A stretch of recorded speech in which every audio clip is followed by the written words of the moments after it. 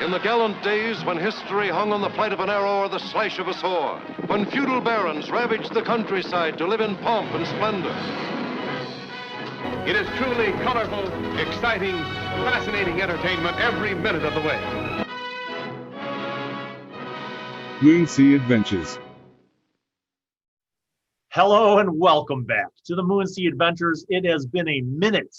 We just had to pre-game and do a recap because we couldn't even remember where we left off. But in case you are just tuning in and it hasn't been a minute for you, I think what happened was the party came back to the central mosaic room, the room with the extensive mosaic floor and this strange, mysterious fountain, the pool. After doing some investigating, after climbing up and kind of getting a different view of things, the group determined, in fact, that some kind of magical shift had happened, and that the mosaic room's orientation and the doors and various hallways going to and coming from it had shifted. And in looking around, you guys had found a secret door. There was a trap that basically would have shot out a poisoned metal shard. And then you also, Moriana, Mike's character, found a secret door entrance leading to a hallway. And this hallway had many more of the haunting trophies. And by trophies, I mean the taxidermied heads of people and animals and creatures. So you guys have not had a long rest per se. It's been a while. So that was another thing that you had discussed prior to last episode ending. So what would you guys like to do? Rolfish looks at his companions, and I think, gentlemen, lady, I think we need to sit tight here for a little while and take a little rest, a long one. Yes, and just so I can recap as well for me, because my notes don't show this, where are we at with hit points? Is anyone down severely? I'm only down like 3, so I'm all right. I'm still in tiger form, so I'm at 28 points right now. Okay. I'm down 10. And Vörös is down 10. All right, so you want to take a long rest. Now, I'm not going to use directions anymore because it's more realistic since your characters don't have a means by which you can know which direction you're going. So, north, south, east, west, you're really not sure what is what anymore. But I will say that you can orient yourself in one fashion by where the fountain has moved to. So at one point, the fountain was in the northeast corner, and now it is in the southeast corner. So where would you like to be relative to the fountain? Basically, besides the fountain, there's nothing else in this room except for the mosaics on the floor, right? And the doorways. Right. And the fountain is just a still pool at this point. Remember, like kind of dark, murky waters. It's a still pool. So, do you want to be kind of in that corner with the fountain? Do you want to be in a corner opposite of the fountain, or an adjacent left or right corner? I would propose. Go ahead. Or do you want to just be in the middle of the room? Totally your call. Where are the points of interest? The entrance, are there doors that are open and accessible? Yes. So you have 1, 2, 3 arched doorways that are open, that don't have doors per se. All the rest of the points of entry and exit from here are actually closed doors or the secret door.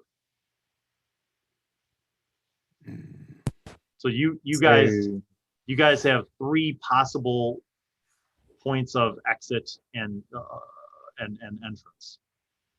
Is it possible to lock the secret door, or was that? Yes. Yeah. Okay. You discovered it. You know how to close it. Okay. I would like to close that door and what I would like to be is as far away as we could possibly be from the arched doorways Okay. and be in safety. Okay. So Yeah, you could like do a- that by staying along the same wall as the fountain, but on the adjacent corner. So kind of Sounds good. to the point where that secret door that shot the poison dart out from, Mhm. that would be like the furthest away. So who's going to take first watch? I'll volunteer. Okay. So the rest of you are going to start sleeping. Rolfish, first of all, roll a D6. D6. And for those of you just tuning in case you were wondering, I am running not a module, but I am running a series of elements from old school AD&D adventures that I have kit bashed into a strange module of my own. So The 3.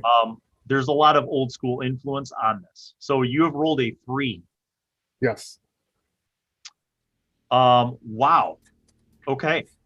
I don't like that. Well, I don't like no, that. I mean, I don't know if it's bad. I really don't know. Truly, I really don't know, because I am not, I'm going to explain to you what happens.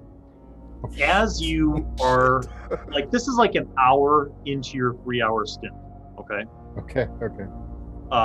Like, you know, Moriana's like curled up in her bedroll. Vörös is kind of like back up against the wall in the corner. And like Jaunt is kind of like next to that wall, also kind of in a bedroll and using like his backpack as a pillow, and like he's snoring, and it's fairly quiet, okay?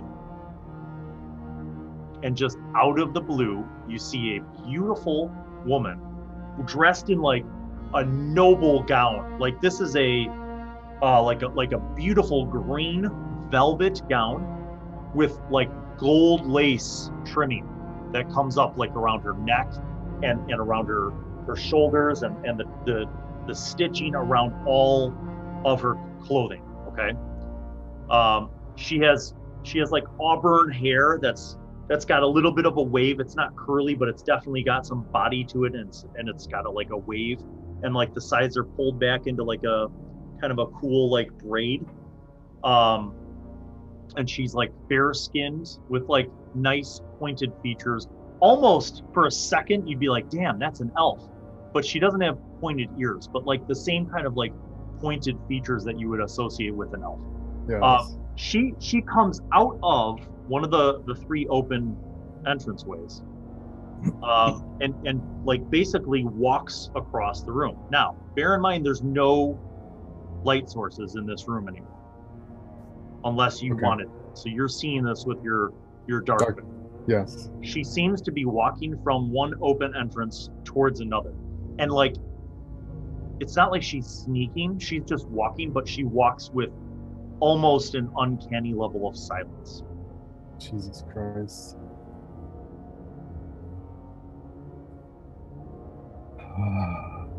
Call out. She does not seem to notice you guys. Like she's looking like straight ahead. Yeah, I'm kind of like standing in front of the group, and with my sword out, just patrolling, doing my little. Let me give you a watching count. You are about 1, 2, 3, 4, 5, 6, 7, 8, 30 feet down from where she's kind of walking to. Mhm. So she's going to be walking about 30 feet away from her. Okay. And so like here's you looking up, here's her, she's kind of walking perpendicular to where you are. Okay. So she does not seem to notice you. Her gown just kind of like flows behind her. I call out in common. Hey, who are you? She she like stops walking, and then she turns to look at you, and she like cocks her head sort of curiously, and she says, "Have you come for the banquet?" Not originally, but I feel like we're trying to get there now.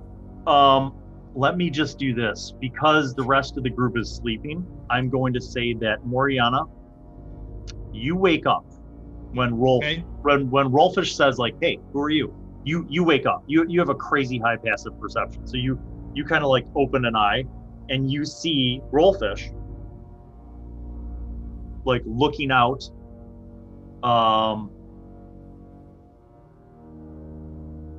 You have dark vision too. So you see this woman about 30, 35 feet away, like kind of in the middle of the room. And she you see her turn and you hear her respond and says, have you come for the banquet? I don't respond, I just watch her. Yeah, I say yes, we have. Ah, well, good. Then I suppose we will see you there. Where are you heading to? What's your name? She just turns and continues walking. Do you so she's about halfway across the room. When you say what was the follow-up question? I said, what's your name? Yeah, that's what I said. She stops again and turns politely and she says, "My apologies. I should have introduced myself. I normally do this sort of thing in the banquet hall. I am Isabel." Rolfish. Moriana. She smiles. And you see her eyes kind of look at the other two.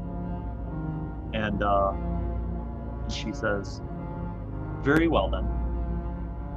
And she walks across towards the other adjacent open doorway, which you know leads back to the original hallway where you guys came out of after you first entered this whole thing. Mm-hmm. See you at dinner. She smiles and walks through. That's weird. This place is just all sorts of weird. So friendly. The remainder of this is there's no other occurrences for the rest of the 3 hours. You're kind of there with nothing. Just the way I like it. So after your 3 hours, you tap on Moriana, and Moriana, you wake up and Rolfish kind of lays down. Go ahead and make a D20 roll for me. A D20 roll. Okay. That is an 8. Ah. Okay. You are about an hour into your shift. You see a man walk into, again, from the same direction that Isabel came in. You see a man with like a noble carriage of himself, like broad shoulders. He looks very strong. He has like an excellently, coiffed set of like brown hair, clean shaven face. He's got like sideburns, but like otherwise clean shaven. And he's wearing like this immaculate white poofy bloused shirt with a tunic kind of vest over it, and like a silver, like a gold chain with a small like ruby, and just like, kind of a nobleman's attire. No weapons or armor that you see with him, but he also enters the mosaic room. And he begins like kind of walking across the room, and again pays you no heed.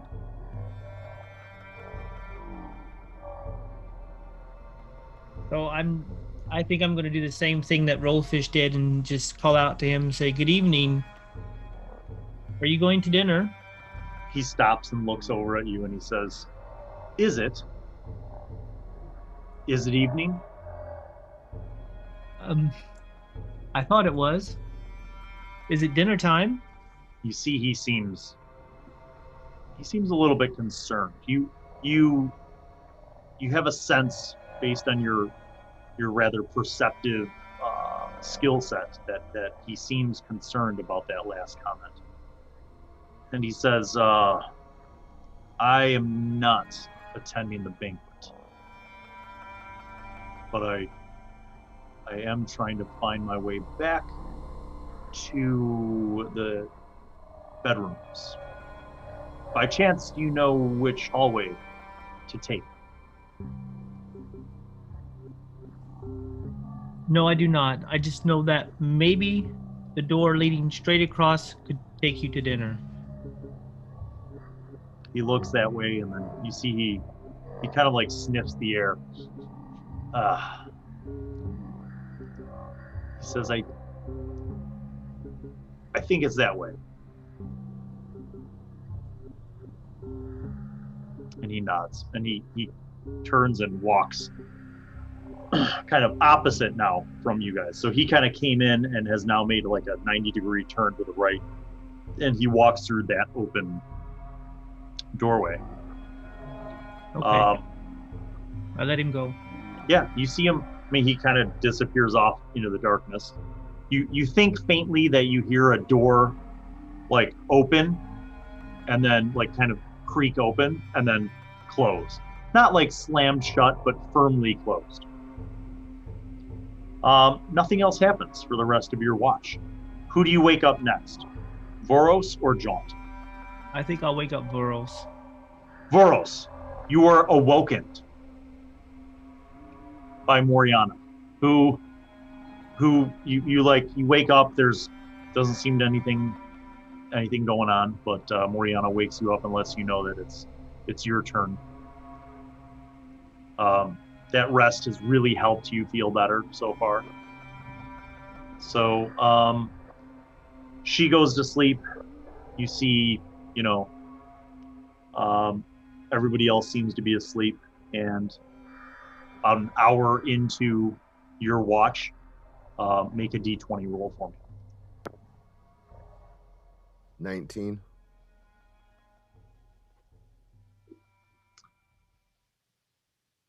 Okay. You see, again, a man. This one is, he looks a little bit older. He has like a full beard, but it's very well trimmed and maintained. And he has like black hair, black beard, but also fair-skinned and dressed like a nobleman. And you see that he is walking into the room and kind of paying you no mind. And trailing behind him, floating seemingly like in thin air, you see a large wooden crate just trailing behind him, like almost as if it's magically following him in some kind of like a invisible wagon of some kind. Can I smell him? Yes. He's a real person. He smells like a human, yeah. I'll get his attention. Excuse me. He turns and looks, and he's like, oh. Are you going to dinner? Yeah. I am not going to dinner, no. Are you here for dinner? I am here for dinner. Are you lost? No, I am not lost. Are you lost? That remains to be seen. I see. Well, if it is your intent to attend the banquet, he points and he says, you should head that way. And be cautious in your approach. There are some who are a bit territorial as it pertains to the banquet. But nonetheless, if it is your desire truly to attend the banquet, that is the way to go. Thank you for your directions. What is No. your name, friend? No problem. My name is William. William, I am Vörös Sárkány. I see. I must admit, and he kind of looks over your group and he says, I have not seen visitors in quite some time. But if you will excuse me, I must bring these supplies. If you would excuse me. And he bows. And then you see he looks up at the ceiling and he begins walking up towards the ceiling. Just in thin air. He starts walking up and the thing follows it, like the crate follows him, and he walks up towards the ceiling. And as he gets to the ceiling, you see out of the ceiling mosaic tiles, like a door sort of appears and opens in front of him. Almost like a hatch that opens up at the top of the ceiling. And he walks through it, the crate goes through it, and then the hatch closes. Who can I wake? Who's slept the longest? Jaunt, are you awake? I'm awake now. What did I miss? You missed many strange things. I saw a man dressed like a noble human. He was walking into the room with a box trailing behind him as if magically elevated and trailing his person. After he said hello, he walked up to the ceiling in midair and opened a door and left. You sure you weren't dreaming? I'm positive my dreams do not contain humans. Fair enough. That's fair. How high is the ceiling? 60 feet. Oh, Remember, there are huge columns that go up to the ceiling. It's you don't see anything like in the middle. You just see the ceramic or the mosaic tiles kind of pattern. well, it's probably futile, but I think I'll get a piece of chalk out of my pack and make a mark on the ground around where Vörös says that the hatch was up above, just to make a note. Just in case that's useful in the future, it may not be. Okay. All right, you do. Make a D20 roll. Vörös, you go to sleep. Jaunt kind of takes over for the last shift. 9. Yeah, 9. All right. You see a man come through the door. He is also human in appearance, also nobly dressed, in vibrant colors of kind of black and orange. And he looks at you. He comes in, and as he's walking, he stops and looks over at you. He says, "What are you doing here?" Hail, friend. I am guarding my friends in their slumber, as one does. Are you here for the banquet? I suppose I am, yeah, ultimately. Hmm. You? No. You notice that he sniffs the air. He's like, "Was there a tiger here?" As a matter of fact, yes, there was. You have a good nose on you, friend. He says, "Where is it now?" It has departed. Did you kill it?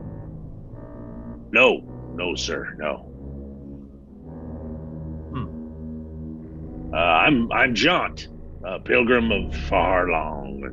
Great. You see, he kind of wandering walks stranger. over towards you, And he gets about 10 feet away and he says, "Well met, Jaunt.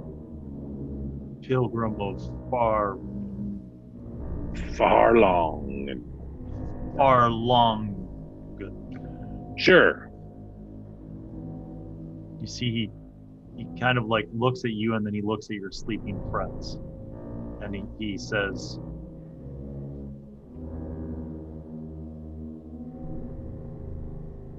"The scent is stronger here. Was the tiger with you?" Yes, the tiger was here He says, in the room. "A female?" Well, I suppose so. Yeah, I'm not an expert. Why, sir? Why all the interest? I mean, this strange place is certainly full of strange creatures and occurrences. I am interested in Well, I don't blame you. I mean, finding the companionship of a female tiger. and your name, sir? You have me at a disadvantage.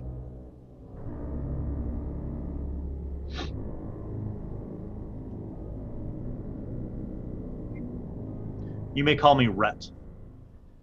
Rhett. Well, so I shall, Rhett. Well met, Rhett.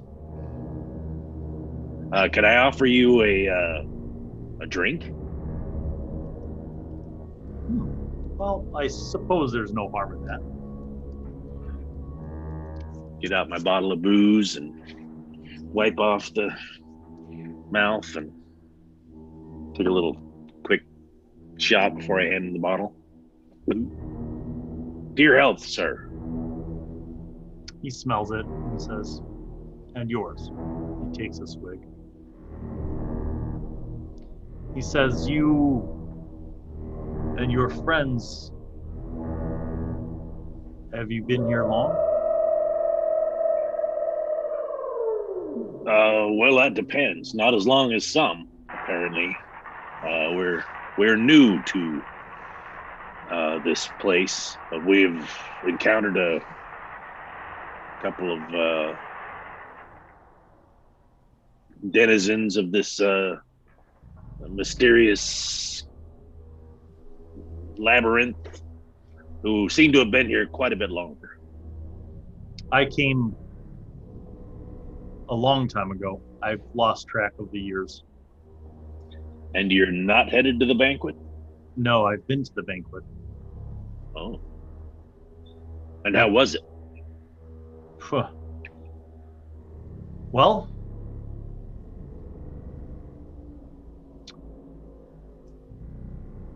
many come to the banquet to discover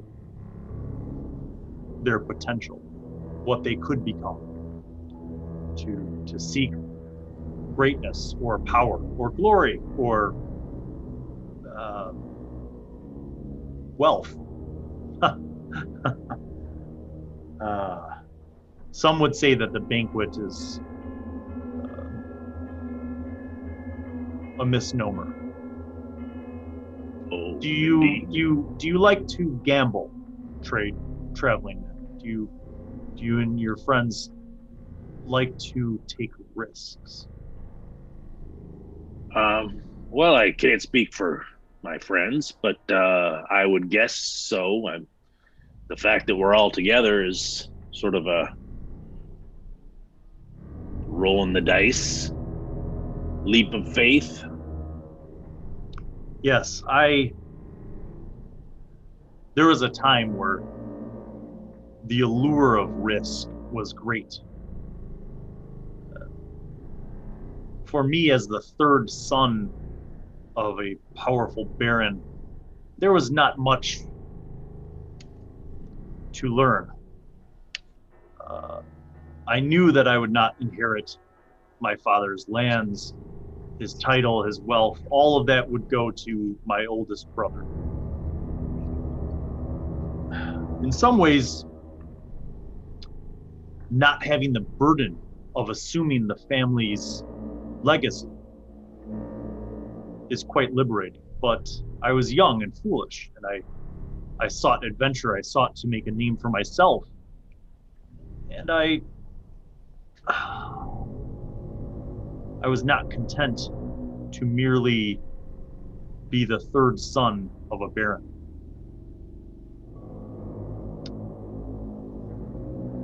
I sought out a means of changing my destiny and my fortune.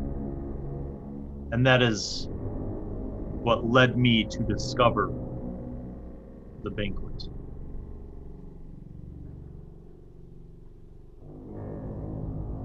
I see.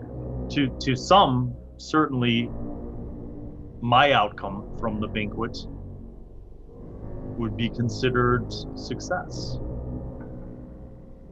I have access to unimaginable wealth. My fortunes are never in doubt, certainly. And incredible abilities and strength. Incredible abilities and strength. But alas, there is a price for everything, is there not, traveler? Well, so they say. I can't help but notice that with all this wealth and power, you still remain here. Why do you not take this boon out into the world? Well, I tried for a time, and I was reviled, hunted, really, for things that were outside of my ability to control. And so you returned here? Yes. At least here, I could live, though the price is loneliness. He looks at your friends and he says, "Is it her? The sleeping elf? Is she the one?" Well, it's hard to say, sir. I let me first ask you, what know you of Sirik, Telos, or Shar? Evil gods, worshipped by evil beings. And Jarvis? Are you friendly with Jarvis? I met him. At the banquet? Yes. I've thought about going back to the banquet to see if perhaps I could change my fortune, but there are worse things than the curse that I've been afflicted with. And if I had some companionship, someone with whom to share my time, my curse would be no curse at all. He looks at you and he says, "When she becomes a tiger, can she control it?"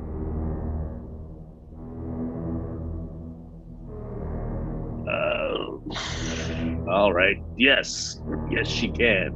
I hope she doesn't mind me giving up her personal info like this, but yes, she's quite adept at wearing the shape of a fierce and beautiful tiger.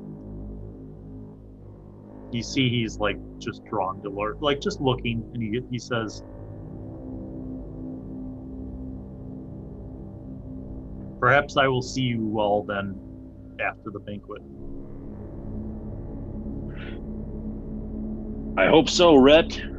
You've been quite friendly and open. You have my thanks, sir. Another hoot on the bottle? No, it would be best if I maintained sobriety. Oh, I know. Me too. Yes, me too. That's what I was thinking. He nods, and you see he turns and walks off across from you guys, you hear, you don't see, as he goes through one of the other open doorways, you do hear a doorway like kind of creak open and then like kind of close again firmly. As you kind of like ponder this strange encounter, and you guys have again no sense of time of day or anything to kind of indicate your time per se, you nonetheless feel as though all of you have had a substantial amount of time to rest, and all of you regain all of your full hit points and all the benefits of a long rest. Jaunt, you know that, you know, as you're, before you even wake everybody else up, you finish out your solo time just recuperating your spells and saying prayers to Fharlanghn. In the course of your normal prayers, do you add anything? Do you, in your prayers to Fharlanghn, do you seek any knowledge? Do you ask any questions? Yeah, I mean, I think I generally, you know, ask for guidance and getting us headed in the right direction wherever we're headed down here underground, and maybe for more wisdom. I mean, I think it's pretty incredible that, you know, how we came together, you know, walking along the trail, all of us sort of falling into place and you know, following the guidance of the compass and my God and everything. I feel pretty strongly that we're all meant to be together for some purpose, you know, that we're, and so, you know, I guess I asked for continued guidance in that direction, in why we're together, you know, and whether we're here, all of us, to, you know, follow through and attend the banquet and do all that, or if we're here to somehow disrupt this whole thing. I guess I'm looking for answers in that department. Like, you know, is the obvious quest, you know, that we're following, or are we here to shut this shit down, or something else? Huh? You kind of, as you are doing your prayers, you sort of lose yourself in this mental exercise as you kind of achieve a sort of like a deep state within your meditative trance and your this kind of questioning cycle in your mind. Make a percentile roll.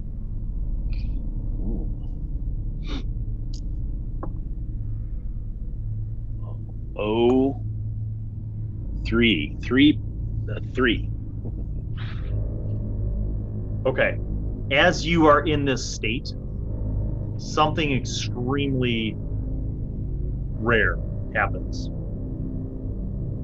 You begin to hear the sound of wind. You're in a closed, large room, but you hear wind as if you were outside. You hear the sound of wind, like, and your eyes are closed. You feel that you're sitting on solid ground. You don't hear anything else because all your friends are still sleeping, but you hear wind, and then you smell fresh air. Your eyes are still closed.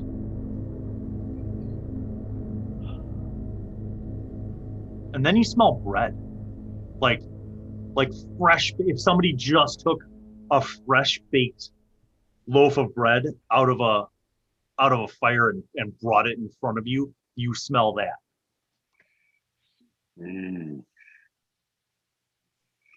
Mouth watering, stomach growling. And then you hear a voice, as if somebody's like, as if they're sitting across from you, like only a few feet away. Well, are you going to eat some, my friend? And it's like an older, sturdier kind of voice. I suppose I'd open my eyes. You open your eyes, you find yourself on a hill, not a really tall, like not a mountain, but just like in a kind of a rolling hills area, in a nice plot of like dry ground, with in every direction you see just like prairie, open prairie with like tall grasses kind of swaying in the wind. In the distance, you see trees and mountains. And seated across from you, like with a small square of cloth, is an old man with long white hair and a powerful white beard. And he's wearing like a simple linen shirt and like brown pants. And he's got a pair of sturdy boots that seem like the soles of which are pretty worn, as if they've been used quite a bit. And there is indeed a loaf of like basically a half baguette, like sitting on this blanket between you and he. And he reaches behind him. And by the way, there's no backpack or bag. It's just like ground. But he reaches behind him and he pulls out a small cup, a small saucer that has like a chunk of fresh butter. And there's a small like little metal spoon or a knife. And he says, I like to put butter on it. And he takes the bread and cracks it in half and he hands half to you. And then he begins putting butter on it, on his, and then he hands you the knife. And he takes a bite. Yeah, I take it and butter it and accept it and you eat it. It tastes fantastic. It tastes not magical, but it just tastes like really good fresh made bread. And I want to emphasize, there's no buildings around here. There's no fire. But he just produced bread and fresh butter. Now, do I have this sort of altered state kind of feeling like this is a dream or a vision or something, or does it feel like I'm actually there? It is extremely lucid. Like you hear crickets in the distance, lucid. The sun exists. Like it's like you got teleported to wherever you are, and this guy's sitting across from you. Not like a dream where like there's, weird inconsistencies or kind of fuzzy details. Like every single, like as you're eating your piece of bread, crumbs fall from your mouth and you see them on your pants. There's like a few little ants walking through the ground next to you. It's all like you touch the ground, it's real. And he says, so are you hungry, Jaunt? And he continues to eat his bread. It's a simple question, my son. Are you hungry? Yes. Well, have some bread. I eat it with gusto. He looks around and he says, so many things are there for us. We're so fortunate to have so many things in the world. He gestures out to one side and he says, "There's the wheat that grows in the field, the fruit and vegetables, even the meat of animals provided to us, all that we need. Water," he says. He reaches behind him and he pulls out a wooden mug and he says, "Try this. I'm not sure if you like a very hearty, dark kind of oat flavor, but try this rather stout beer. I think you'll like it. It goes well with the bread."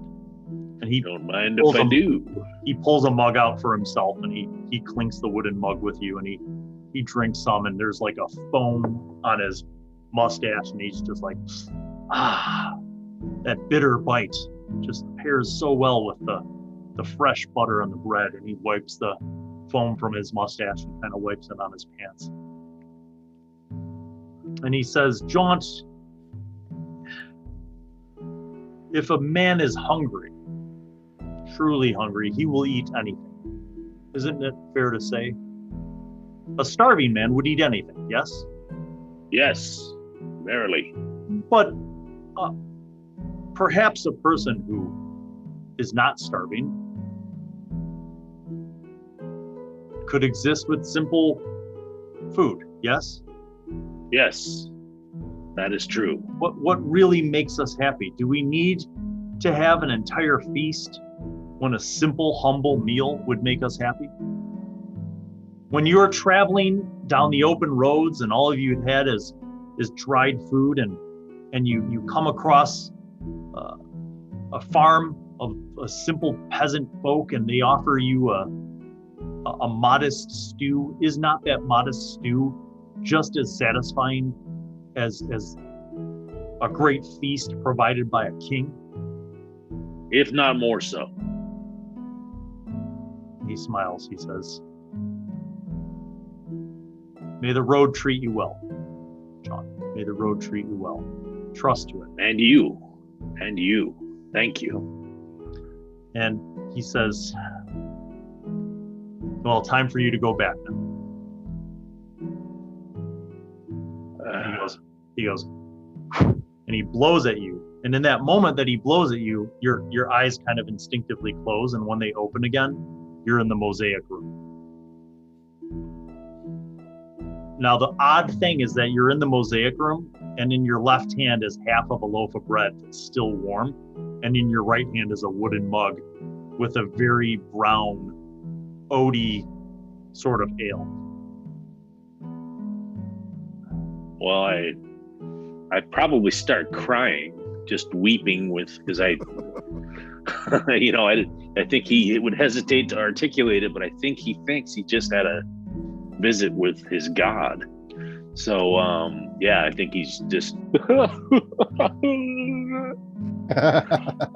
You silently sob and enjoy this bread and this oaty nut ale, and you have like a good half an hour to yourself just to kind of like absorb everything. You feel like your knowledge of the prayers and the spells that you had asked your god for were certainly granted, but your instinct is that you did just have some kind of encounter with Fharlanghn. Shortly thereafter, the rest of you guys awaken. You all have the benefits of a long rest. You are in the Mosaic Hall. What do you do? There's one thing I would like to say or see if I could retcon. Before I took my long rest, or even during my shift, I wanted to virtually cast identify on the items that I don't know what they are magically, so I know what they are. If not, it's fine. Let's go through that. No, that's fine. You could blow the spell slot before you.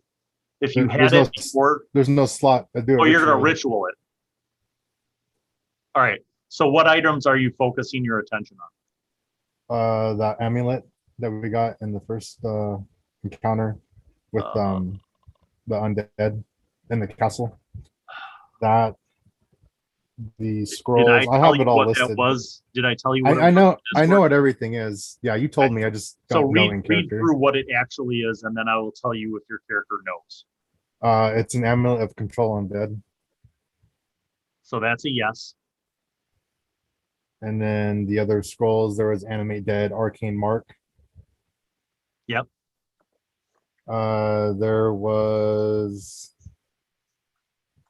There's also a scroll of burning hands that we found in the different session. Okay. There was also a pewter oil lamp with 3 gems. I wasn't sure if that was magical or not, but I would try. It is. Okay. I don't know what that is. You didn't tell me exactly, so I just know that one I have in my notes. So okay, you were able to identify all those things. Okay. The amulet, if you wanted to be able to use it, you do need to attune to it. Right. So that's a for sure attune thing. Yes.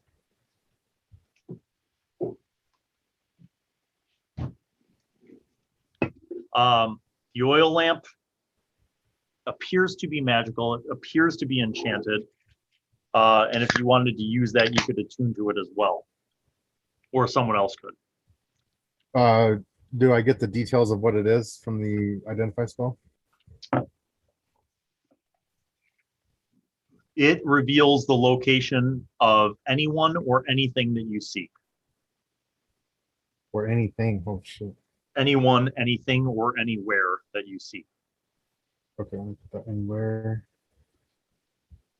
Anywhere you seek. And I guess I would use it on the miner's pick too, the one that you said was magical. Miner's pick is, yeah, basically it will automatically magically mine. If you attune to it, you can control it and it will basically pick and dig. Okay. I believe that's watch it do the work. Yeah. I believe I think that's all the magical items, and then also at the end of my shift, I'm going to put the amulet on and tuck it underneath my shirt. Okay. All right. So all that's done. You guys Yep. all are back at max hit points. All spell slots are recovered. And you are in the mosaic room. Throughout the what appeared to be an evening or however long time works in here, with the shifts of staying up and watching, did the room shift again? No. It is not shifted. Well, I'm assuming we all compare notes about everything that happened, and Yeah. everybody we encountered. Yep. Yeah. So in a nutshell, the first person to cross through the room was Isabel. She crossed from, I'm just going to use right to left, Yeah. right? She crossed Yeah. perpendicular to you guys. Mm-hmm. The second person did not introduce himself. I don't think so. No, but the other nobleman who went and took a 90-degree right turn, went up and into that dark room, and then you heard a door open and close. You're not sure which one he went through. And then you had another person who introduced himself as William. That's the person who walked straight up into the air into the secret door in the ceiling. Then you had another person who introduced himself as Rhett, who talked with Jaunt, who was the person interested in tigers. And that person also did what the previous nobleman did, where he walked up into the open room and walked through a door.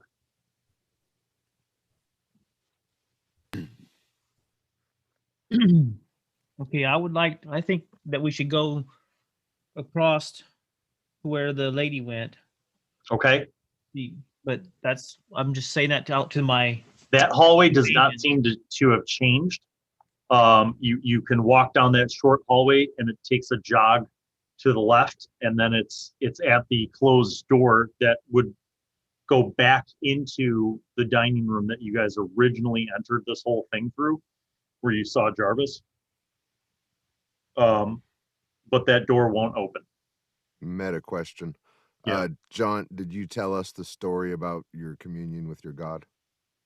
Yeah, I think I would. Yeah, and try and impart the whatever wisdom from it that I'm trying to glean, and that I think the message he's trying to tell us. Did you tell us that the whole story thing about the bread? Yeah, the bread, and appreciating the simple meals, and as opposed to the finest of feasts or whatever. I also want to make sure that Mariah knows that that Rhett had a particular interest in her tiger form, and that I see this is tricky because I'm not sure if it's meta or not, but the fact that the first guy, that the couple of these guys were doing a lot of sniffing and discerning things via their sniffing, like better than I think I could do as a human. And that when the guy came in, you said he was wearing silver. Oh wait, no gold. And so, I mean, that's kind of meta, but it adds to my theory that maybe they're sort of like this guy, the first guy, and then Rhett maybe in particular might be lycanthropy type. Just got a vibe. Just got a vibe off. So no, throw that out there. It's not super meta, because Jaunt does have medicine and survival, and it, you might have some understanding about lycanthropy as an affliction. Would I smell their animals side at all, or any remnants of animal smell left on them from the transformation? With my prouse, or what is it? My detect beasts. I Beast think sense. Sorry, I beast think sense. if you were actively trying to do something, that would be one thing. But no, that wouldn't have been something that you would have been aware of while you were sleeping. Okay, guys, which way should we go? You were saying that secret hallway you found where I almost got shot with that needle? Or somewhere else? Well, I mean, of the open doorways, you guys could, I'm going to say, again, these directions don't mean anything, but north, right, east, those are open doorways.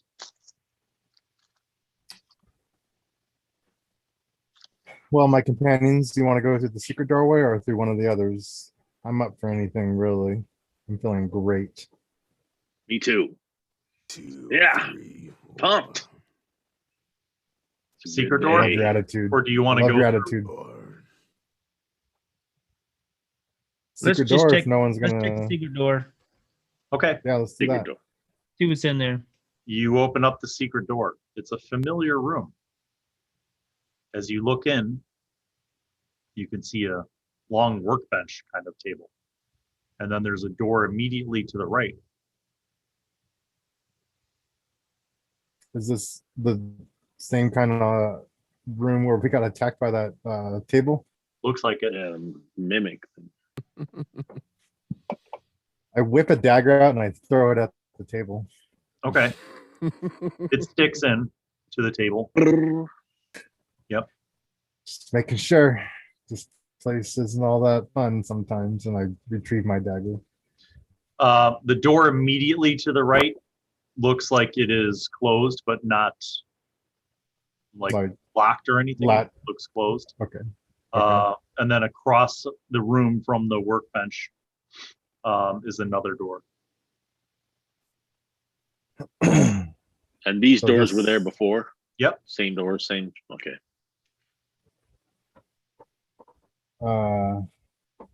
Well, anyone want to pick or just start walking? I'll spin this dagger and just pick one. Right or left? Right. Right. Okay. You go to the right door. You open it. It leads to a long room. Most of the room to the left is wide open, but to the right, you see a huge iron statue. And the statue is very familiar. Looks like the statue of a demon. And as you guys enter the room, you hear this voice as if it's speaking through through a metal thing. And it's like, well, well, well. If it's not possible that you're dead, you must be alive, and therefore you have returned. Maybe you aren't such stupid idiots after all. Ha ha. Rolfish shakes his head. Moves into the room so the others can as well. He said, did you ever find this sneaky dark elf? Or did he outsmart you? He probably did, because you're all dummies. Not this again.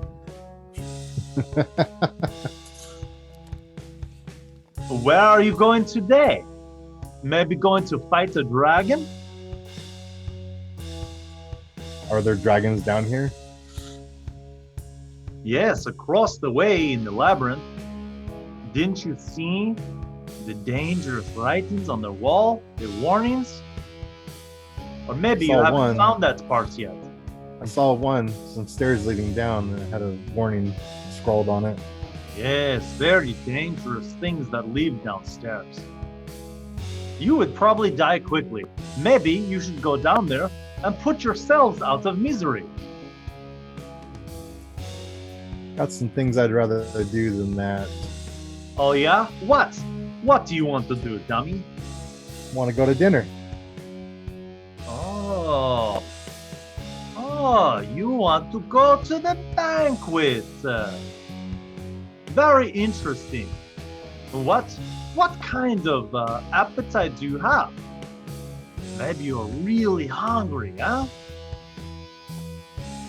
I'd like to eat my fill, but why would I want to overeat?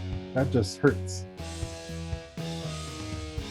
What about Big Dumb Dragonhead? He is tall. Maybe he is very hungry and wants to eat lots of food. I can survive on what I've got. You could survive for a couple days. But if you are down here forever, your food will run out, adventurers. Sooner or later, you will be very hungry and need to eat something at the banquet. Maybe I just ate another traveler. That is not new. Many adventurers have turned on their own parties. Sooner or later, you get very sick when you eat the flesh of another living creature. Plus, what would your fellow adventurers think? It would be fulfilling a horrible and incorrect stereotype about Dragonborn being vicious flesh-eating creatures. I suppose you have a point there. Of course I do, dummy.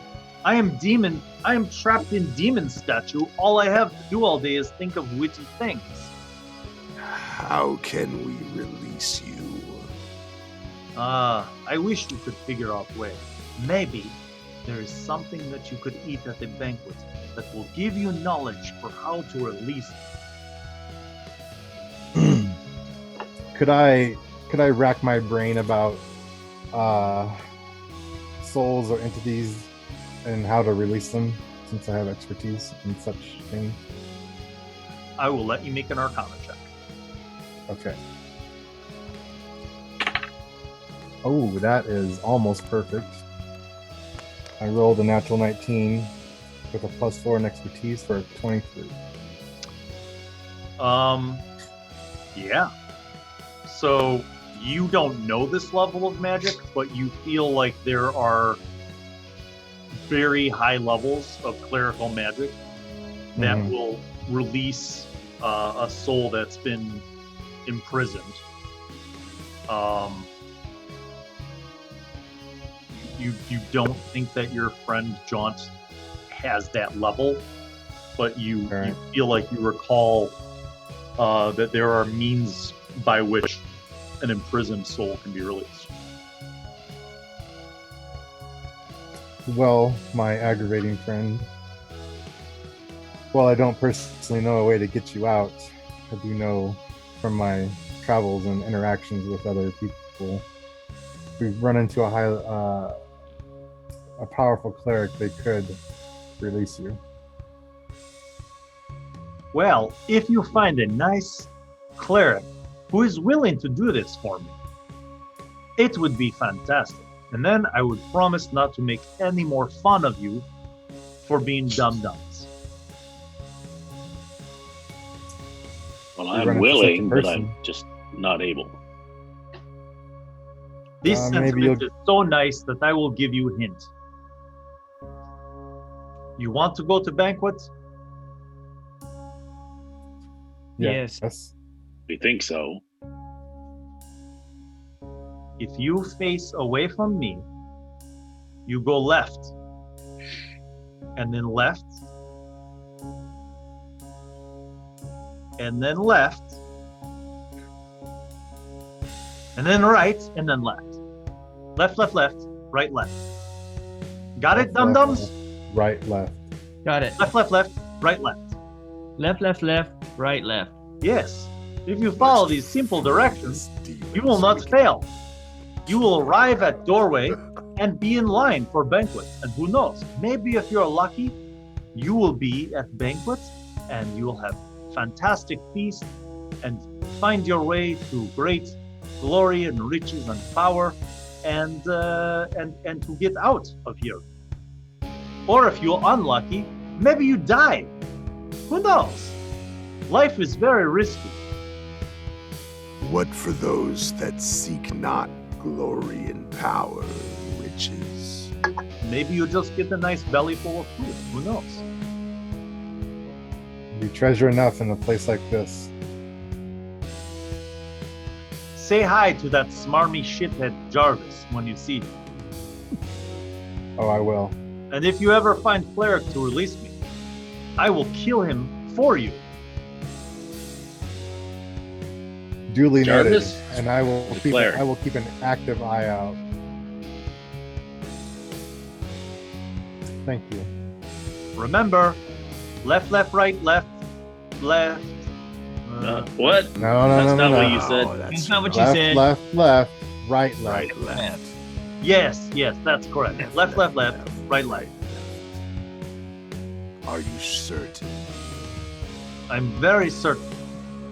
Be careful of things that seem like they're not alive, but then they come alive. You know, like table in the next door room? There are other things that are like that. Just I be careful. remember. What's your name? Never did ask.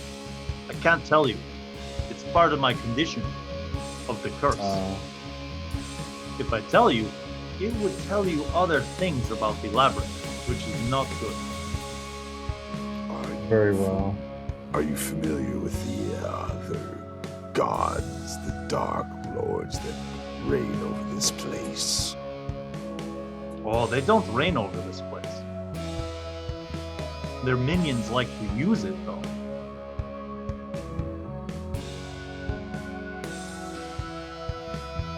Their minions He was the figured guy. out. Their minions figured out that the dark powers can be inflated. That's why they send Speaking of- their minions to the banquet. Oh, so maybe we're expecting a fight at the banquet instead of just dinner? I don't know. Haven't been to the think banquet we are in the banquet. a long time. I feel that we are the banquet. No. Don't be ridiculous. Who would want to eat disgusting Dragonborn? I'm quite It's like tasty. eating a shoe with the flavor of a rotten fish. You've never had. How do you know? I had your mother. Haha. Now, The kid with the smart remarks. You will be in servitude to us soon enough. well, perhaps that wouldn't be so bad. What's the worst you can do? I mean, you have very little intellect, so Better than Probably being ask in me a to statue do for the rest of that. eternity. How bad is it anyway? I'm trapped inside an iron statue. I can't imagine it would be much worse. Before we go, is there something other than your freedom, of course, that I could materialize that, a flower, a trinket? This is the parting gift for a little while. Well, I am very bored looking at this room. Perhaps you could... Can you make a picture? Like on the wall, like a picture on the wall, like a painting. Yes, Hmm. pretty sure I can. I'm looking at my stealth right now.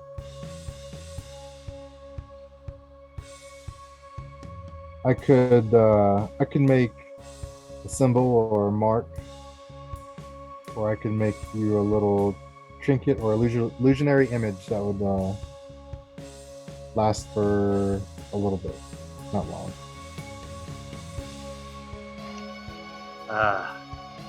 Well, I guess sometime is better than no time. I will describe for you a woman. You will make image of her. I shall do my best. Very beautiful, noble woman with long, curly, flowing auburn hair. Beautiful blue eyes and fair skin. With features pointed and noble. With a beautiful, long, flowing green velvet dress with gold trim. That's Isabel. You're Yes. talking about Isabel. You know her? Met her. Last night. The Lady of the Labyrinth. She is So, beautiful, but what she has not come to this room ever. So I cast Prestidigitation, and I create a trinket in my hand in the image of her, and it's like a rotating platform, and it starts to play like a little tune, like, you know, like those wind up tunes that you can do. And I just place it in my hand in front of him, the statue, and I let it play, and it only lasts for like a turn, but I show him. Yes, that is her. I have not seen her since before the banquet. She was beautiful. She was when she Is passed by. she still alive? She passed by the mosaic room last night. Is she just as beautiful? Just as you described, she's very beautiful. Hmm. How many centuries have gone by, and yet she does not change or grow old? It is quite amazing. It must be powerful. Are you familiar with Rhett and William and the other fellow? William, her brother. Brothers. Yes. William is not bad. Younger brother, but like Isabel, they are both, some would say cursed, some would say blessed. They will never grow old. They will always live with all of the comforts that anyone would wish for. But it is like a dream from which they cannot awake. They were not able to soothe their appetites at the banquet.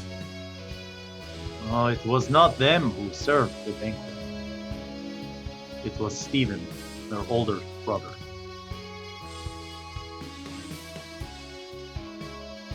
What did he look like? You will know him when you see him. Big white beard? No.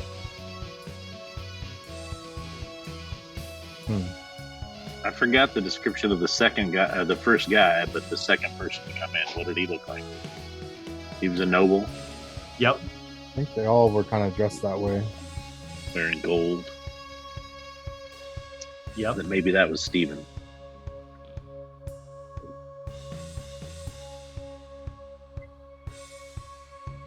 Are they all He says, bear creatures? no, of course not.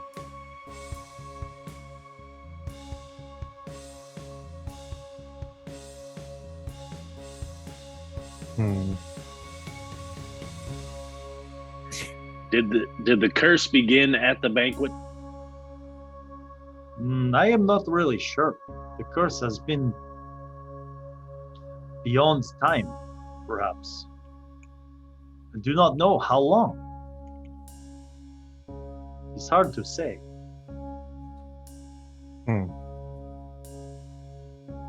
But it is when Stephen sought out powers beyond what any normal mortal should have. That everything in his family and his world around him began to change. His parties suffer as a result. His brothers. His family suffers, but as does anyone who comes to visit. What if you seek not the banquet? We'd have no need for power. Yes, then you will just be like many of the other dum-dums who are trapped here and they die of starvation. Or they kill each other because they have grown insane. Or perhaps you go to the banquet and ask for something so noble it breaks the curse. these are not entirely bad ideas, but you clearly don't understand how the banquet works. You cannot ask for what to eat. It is not an inn. You are served. You choose whether to eat. That is all. The only choice you have, the only free will, is whether you eat something or not.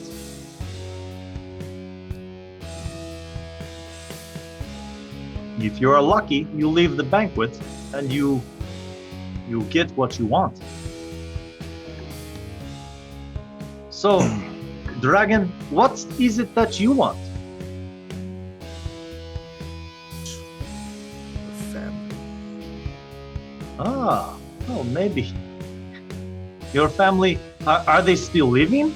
Would you like to be reunited with them? Not my ancestral family. They turned their back on me because I was different. Ah, I seek a new family. I see. Now it begins to make sense.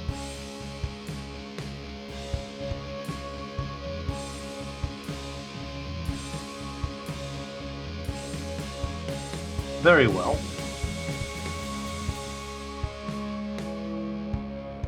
What about you, half-elf girl? What do you seek?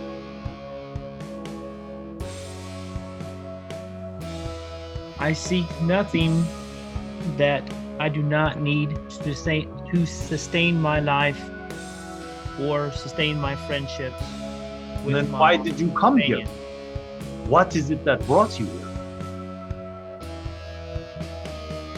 To be honest, I don't remember how we got here. Ah, this is a common problem when you go in somewhere and time passes in an undescribable way. The mind begins to forget. There are some who still wander, not knowing even why they are here or who they are. Well, I suppose you will find out when you are at the banquet, yes? Yes, I would like to go to the banquet. Friends, shall we move on to the banquet? I believe we should. Well, I wish you good luck. If I never see you again, it is probably realistic, because most people die. But those who don't die, sometimes they get what they ask for and they leave the labyrinth. So either way, I will probably not see you again, unless you're turned into some kind of creature or monster, and you are doomed to wander around the labyrinth all of the rest of your days. So I bid you adieu Well, and hope to not alright. see you again. Farewell. Till then, I do hope to see you again. Yes. Well, I hope to see your mother again, Dragonborn. Farewell. So, Meta. I love walk that dude. out. I don't care what we got to do to keep him around. We need him. We need that NPC with us at all times forever. I love that dude. You can just flip insults at everyone and to us the whole time. That guy is awesome. agreed. you guys turn your backs to him and you're facing away from him. And there is indeed the door that you came through, which is to your left. And start following the directions. Yes. Go out, Okay. left, Left, left, Right. left, right, left. right, left. So you go through that first door. So you turn left to go through that first door. And then there's the door, the secret doors that led into the workshop room. So you go left again. This brings you back out into the mosaic room. God. Just keep following directions, like you said. I will have you guys make perception checks. Oh God. 17. Okay. 3. Oh, I'm like plus just 3. following directions. I ain't paying attention to shit else. I do have my sword out. I always 14. have my sword out. I have a 9. Okay. Jaunt. 17. I'm plus you guys, 3, so you guys 20. complete the first set of the directions.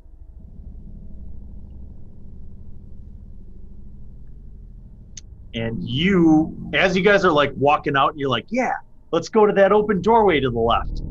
you realize something's different. And when you come out of the secret door room, instead of the pool and the fountain being kitty corner to you on an opposite diagonal, it is now due straight line below you. The mosaic room is shifted. So far it hasn't shifted when we've been in there ever, right? It's just when we leave it shifts. Right. So there is like 20 feet away from where you guys come out of this secret door is a open doorway. In the direction that we're supposed to go? That would be your next left. I'm just heading straight for it. I'm going in following directions. Okay. I'm gonna equip my shield. Buried in my battle axe. All right. You guys go to the next left, and it looks like it opens up into a room that is about 25 by 25. Straight across from where you enter is like the wall just goes straight, and there's another door. Across the room are 2 more doors. Furnishings in these rooms, in the room we're in. So Tables, without chairs. turning, if you were to just go straight, that would lead to another door. Mm-hmm. But we've already navigated our second or third left. So that would Second. be the only. And so We would you have to went go left, straight. left. Uh-huh. Oh, Now we haven't gotta gone go right. yet? Right. We got to go right now and then left again. But there's 2 doors to our right, correct? Yeah. Immediate right or adjacent right? First right or second right? Or do you go straight through? No. And then go right. Follow directions. So you just got to pick first or second right. I would assume first, but he's a trickster, so I don't know. Yeah. I'm gonna vote first right. What about you all? Yeah. Let's give it a try. Yeah, I agree. All right. Yeah, first. Okay. The door is locked. Son of a bitch. Anybody have But thieves tools pick proficiency? the lock. No, I do not. No, but I got a metal needle I could try and use. If anyone's got some pretty good decks going on. I'm okay. I'm not I've got great. dexterity. Hold the needle out to Vörös. I will make a roll at disadvantage for Vörös, since now you don't have thieves tool proficiency. I do. What are my proficiency? Okay, you fail. No. I rolled a 16 and a 1 at disadvantage. You have to take the 1. So you fritter around and you cannot pick this lock. The other door, the other right, is 10 feet away. That is closed but not locked. And then the other door that would have been straight ahead is also closed but not locked. Does door number 1 seem like I can break it down? You can try. I want to try Hey. to break the door down. Let's try something real quick. All right, I'll try after you. Go ahead, Vörös. You want me to I try got to break the something- door down? I Yeah, I got want to try to something break else. the door down. I'll break it down. Rage. Oh, I could go into rage too. That'd be weird, wouldn't it? Yeah, you get advantage on Advantage on my strength check. What is what's your result for the athletics check? 15. Yeah, not good enough. It's a very solid door. All right, what were you gonna try, Rolfish? I unsling the magical pickaxe, and I issue the command word, and I direct it to go through the door. It won't go through the door. It'll Damn go it. through the stone. It'll go through the floor. Like if you want to burrow underneath it. Yeah. I'll do that. I'll do Okay. it that way. Whatever it works. starts it starts just hammering it.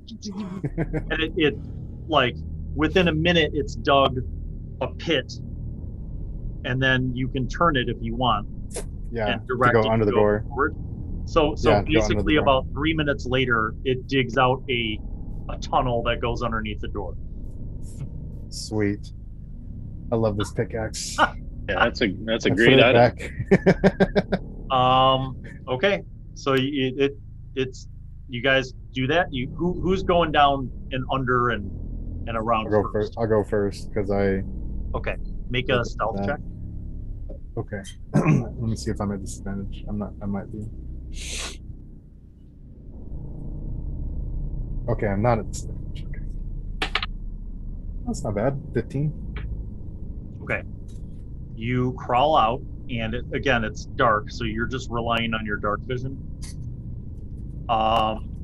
You see that basically it almost as soon as you pop up, the hallway on the other side of this door turns right. Mm-hmm. And it goes for about 20 feet, and then it turns left.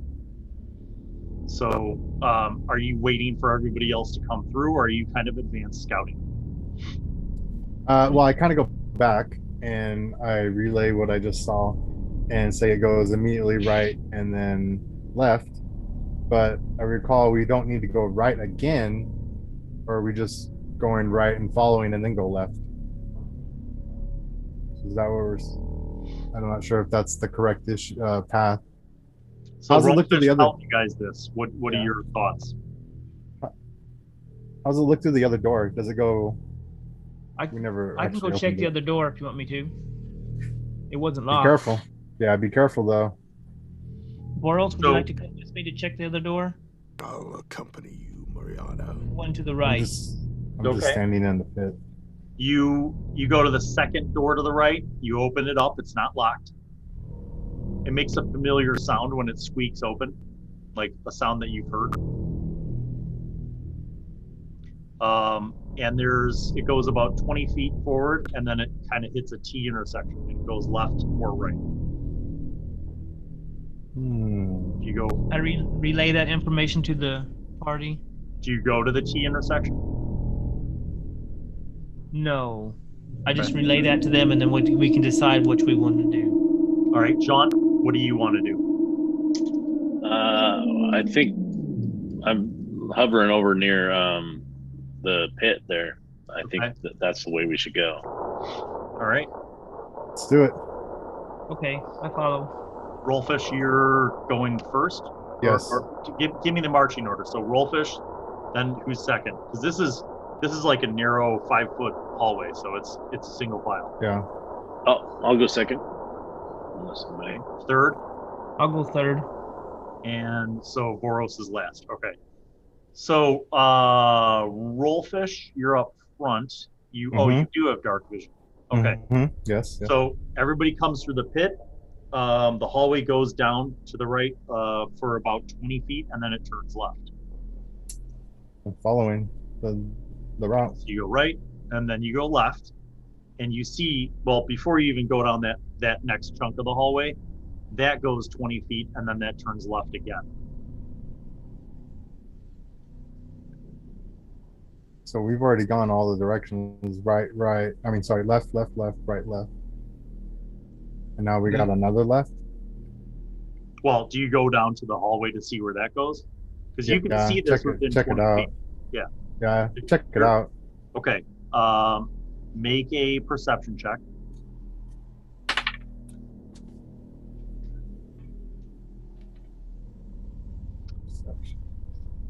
And Jaunt, how close to, like, I know you're next in order, but are you guys like one after another, 5 feet apart, or are you on that? You have more of a gap in between each other.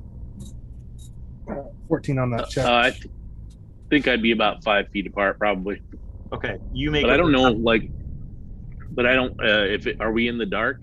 Because well, I mean, you can't see unless you have a torch. So that's why you're behind him, so he can still see with his dark vision. Okay.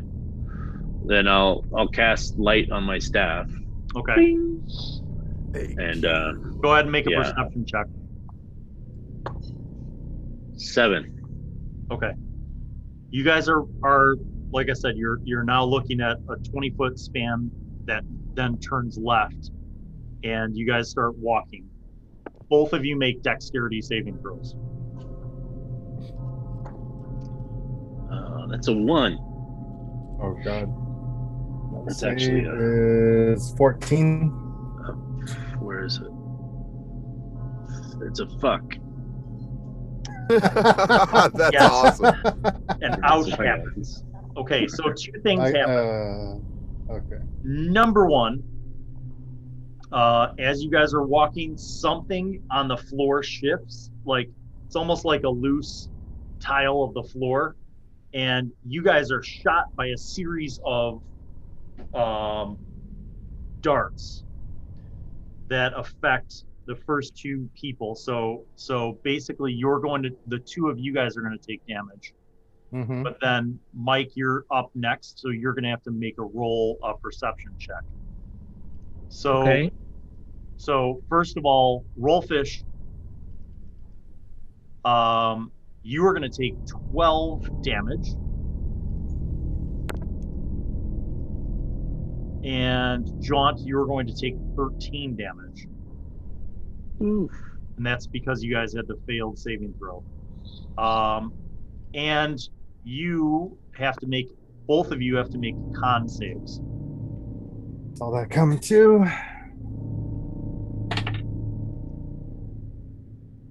Probably a fail, but I got 12. 10. Okay, you both fail. Permadeath. Okay, now Moriana, make a perception check. Okay.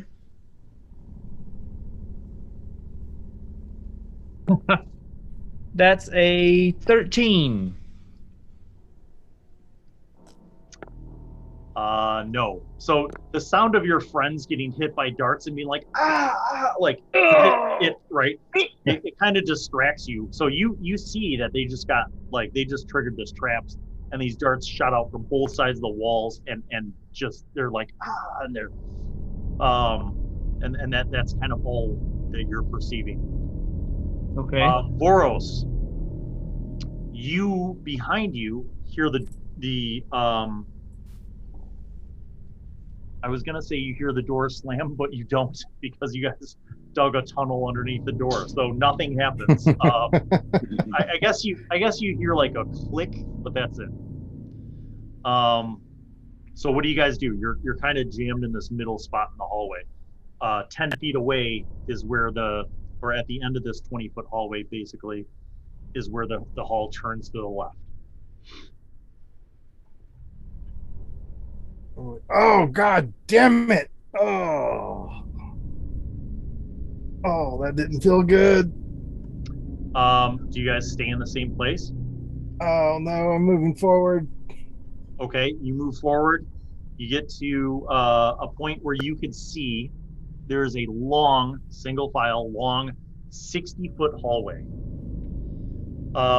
This hallway has no taxidermied heads or trophies, and the stonework changes on the walls and the floor and the ceiling into a sort of a curved tunnel formation. Like, it doesn't have the straight brickwork that you guys have come to familiarize yourself with most of the architecture.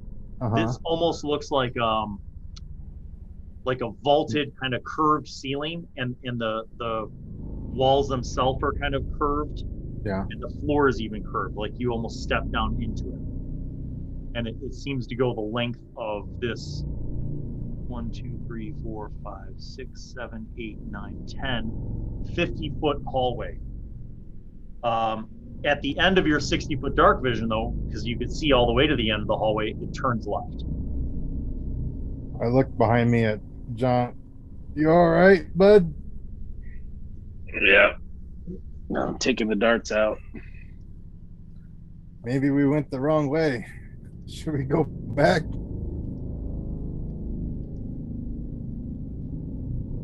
I wouldn't fight you.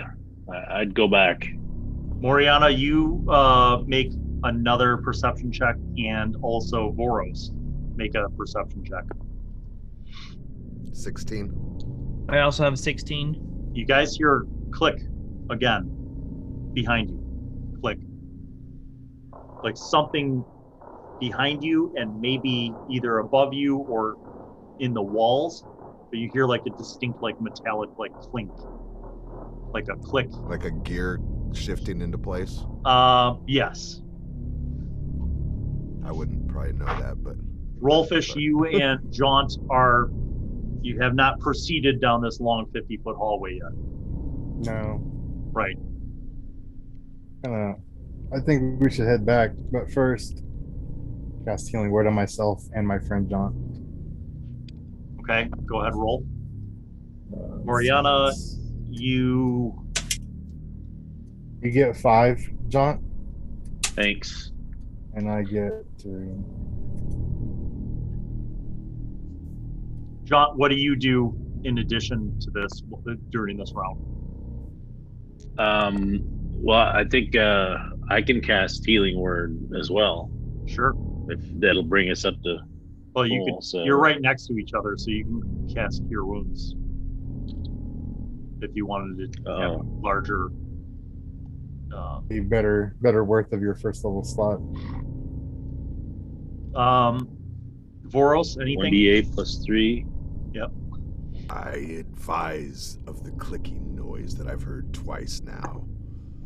And let them know. You guys are advised by Vörös and Moriana that they've heard a clicking sound. You heal yourself. You guys hear another click. Probably the trap we triggered just keeps on clicking, but it's out of arrows. Or it's resetting itself. Well, 5 hit points on that Cure Wound. Okay, 5. Thank you so much. I'm almost full, so that's good for me. Let's just get the fuck out of here and go back. I don't want to get shot again. Yeah, I would like to go back. Going back to where you dug the tunnel. But I want to go. I want to look carefully as we walk back to see if there's if I can see anything that might trigger another trap. Well, Vörös is in front of me, so I can't really. Right. And I never made it to the trap zone. So there's a gap where you saw, like, Moriana, you know where the area was where they got hit, right? Right. You didn't walk past it. Okay. You and Vörös are kind of back before that trapped area. And Rolfish and Jaunt went ahead and looked down this weird kind of cylindrical hallway. And now they're like, I don't want to get shot. And they're kind of coming back towards you after they heal each other. So what do you do? I want to, okay, now I understand. I want to look on the floor between them and me to see if there's something on the floor there that can trigger that trap. And I tell them to stop and wait. You see it. You see some of the tiles that were depressed. You hear another click sound and you see the tiles move up a little bit. Yeah. And I tell them, if you're going to come, you come now, but don't step on these tiles. And I point out the ones that are moving. What's the length of that zone? 5 feet. I leap over. In terms of the tiles, if each one of these were about a 12-inch by 12-inch square floor tile, you're talking about a stretch of 25 tiles, right? Yeah. And not obviously not all of them were like, it's not like all of them got triggered, right? Yeah. But Moriana specifically points to you guys where you see now the spots where you walked and triggered these tiles are no longer as far down. They're incrementally coming back up. Can we see how many they compressed? How many triggers they set off? Was it just one? No, it was about 4, right? And so like their footsteps across this, kind of trigger thing. Is it in a single file? Do we notice a pattern in where the tiles are that they stepped on? Only so far as where their feet dropped. I leap over the 5-foot space. I'm not touching these tiles. You do. No roll necessary. Moriana points that out. You guys both leap over the 5-foot space. And as you get to the other side, you hear ting, that other metallic clinking. And you see this is the last moment now where these tiles have now moved back up and they're level across. Go back out. Through the Okay, you go pit. back To under the the pit. tunnel. You get back under the tunnel into the room, and there were still 2 doors. The second right door that Moriana opened and looked down, it was a short, like 15-foot hallway to a Mhm. T intersection, or Yeah. the door that was straight ahead from where you entered that nobody has opened yet. It's going into the other door, going to the right. All right, you go in, you get to the T intersection. It's very left. familiar Left. because you see some graffiti and you see stairs going down. Oh, of course Oh, we do. come on. What do we It recognize? says the, it's writing? awake. It says it's awake, right? Uh-huh. Yeah. And there's stairs going down, and then the other way of the T intersection goes left, and that's just 10 feet, and then it turns left. So is the trap demon sending us into a trap, or do we believe that he was actually being honest with us because we went both rights Well, and both? normally of them I would have an insight roll, but since you were looking at an iron statue that wasn't moving, I Hard don't to- feel like insight would be appropriate, so I'm going to leave it to the discretion of the players to determine whether you misinterpreted or can't trust what the statue said, or if there's some other variable that perhaps you haven't considered. Or if we made a wrong turn in the mosaic room. I think we might have made a wrong turn there. Well, and Jaunt also noticed something about the mosaic room. Yeah, it had shifted again. Yes. So, So, on the matter of whether or not Maybe. the statue was telling you the truth, there are other factors beyond just Well- the whether or right not door you were became being the told. left door. Yeah, it could have. The door that when he said his directions, that door could have changed when we went back in. The door that we were supposed to go through, because we were supposed Should to we go go- left. So should we go back and try that one, or Try and figure out which door was there before. I or would like to go which one back was to the left. mosaic room. And see try if to we figure can that tell out. how far it shifted Okay. based on where the Yeah, fountain is. You yeah, you go back. because the fountain was in the southeast room the last time we did our long rest. So now Mhm. where's the fountain? When Jaunt saw it, it had effectively moved to the southwest, which is where you guys had camped. Right. You go So back it now. did. I want to go back to Go the ahead. mosaic room. Okay. Yeah, it did one It's rotation. still in the southwest corner. It's still where Okay. Jaunt saw it. Now I want to know, there are 3 archways. Can you describe for me when we are at the So you come back into the mosaic room, and Yeah. across from you and to the right, you see the fountain, which is where Jaunt saw it. okay? Yes. To the direct right, you still see the secret door that leads to the workshop room, that then leads to your guy. Mm-hmm. So Okay. that hasn't changed. And the 3 archways, there are 3 archways that are open, right? The one that you're standing in, Right. then there is one. If you're looking out across the room from where you're standing, there's one to the left and one to the right. And the jokester is directly behind us if we're standing in the archway, correct? No, Oh, we've already taken a turn because or you two. left there.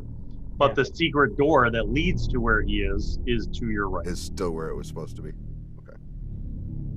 So you're up here looking down where I'm pointing, right? Mhm. You're in one of the open archways, looking into the room. There's an open archway to the left and an open archway to the right. And the fountain is directly in front of us. Or Directly in front of you and to the right, in the same Okay. corner where you had camped. So it moved after you went into the iron statue room. so we need, if I recall correctly, Isabella went to the archway that is now to the left of us. She came from the archway that is now to the left of you, and she went to the archway that is to the right. Okay, yeah, because I was thinking of how you showed it on the screen, so it's opposite. So I would like to go. I think we should go to the archway where Isabella was going. Okay. That's my idea. You Gentlemen. walk across that room. You go look into that archway, and it is the trophy hallway. The trophies have not changed. This is the trophy hallway that leads to the locked and sealed door that would lead to the dining room that you guys first came in from.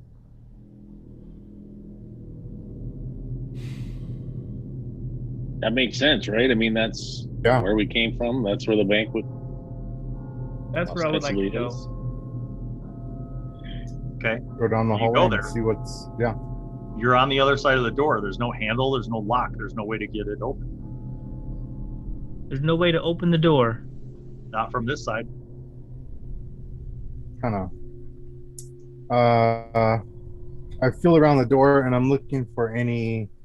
I'm using specifically like to look for like any arcane or magical way of opening this door. You thoroughly search it. You don't see any arcane methods or otherwise. I would like to more closely inspect the trophies to see if there's anything that might indicate a lever or anything that could help us open the door. You thoroughly inspect all the trophies. You do not find anything that would seem to reveal a way in which the door could be opened. You do, however, notice that there is a new trophy. And that is the trophy of the taxidermied head of a drow. Oh. God damn it. And it's fresh. He didn't make it. Nope. All right. Screw this.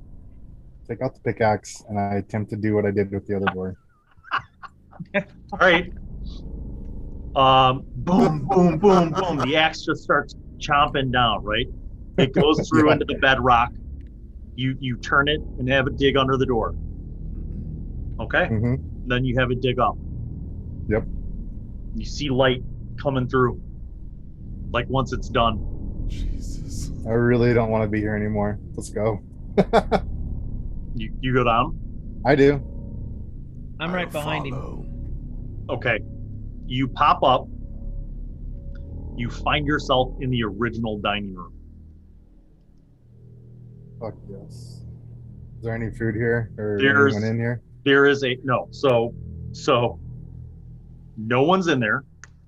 Okay. There's no food. Like the whole dining table, this is a huge, like this could seat like 20 people, kind of huge Mhm. table, right? Yeah. All of the settings are there, the linens, all that stuff, but no food is out. You don't see anybody in there. The tapestries all are out. It basically looks exactly as it was when Right. you Got here. Yeah. I go and sit at the table. Okay. Moriana, you walk over and pull up a chair at the table. As you're pulling the chair out, there's like a minor squeak of like the wooden chair on the floor.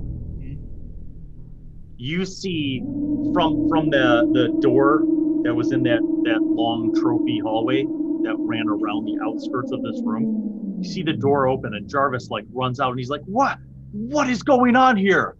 Precisely what do you think you're doing? How did you come to be? And he like looks around and he noticed like the rubble around the doorway and he's like, that's not fair. You didn't come to the banquet appropriately. Nothing's ready. We have time to wait. Got time. But this Can I- isn't even the take- proper. Take a seat. He says this dining room is not open. It's open now. I sit down. Early bird special. You will wait here for all of eternity. There's no dinner service in this dining room. Why not? Where's the This is bag? the dining room. We How- got this is back not where here. This is not where the banquet is held. He looks and he says, it's that way. And he points back towards the mosaic room. He says, there's nothing I could do here for you. I say he guides us to the room. So the mosaic room is the where the banquet or not? Yes. Is it in the mosaic room? I don't know. This is preposterous. Look at this mess you've made. He says, fine, follow me. And you see he like goes over to the pit that you dug up, and he like jumps down into it, and he kind of starts crawling. He's like, my pants are going to be ruined. He seems very put out. I follow. Okay. You guys follow him back to the mosaic room.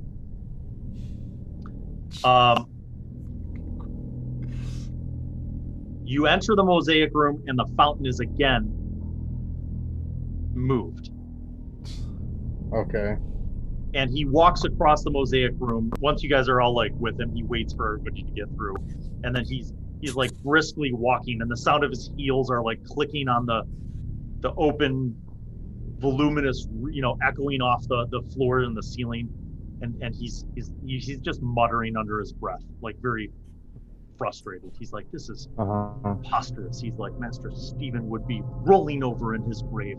Absolutely ridiculous. Master Stephen. And he says, follow me. And he goes into the room that you guys were just in. And he walks straight up the wall to a door.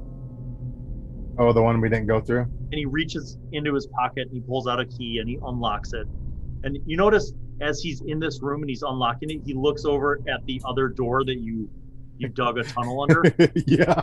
And he's like, what an outrage. What an insult. William will be beside himself. And he unlocks the door and he opens it. And he walks into this hallway and he grabs a torch. And he touches the end of the torch and flame comes up on the torch. And he's like, this way. And he walks down the hallway. You guys still following him? Yep, I'm following him. Yeah. Okay. It goes up, it turns left again, and then he turns right. And then he turns right, and then he stops in front of a doorway. He says, now,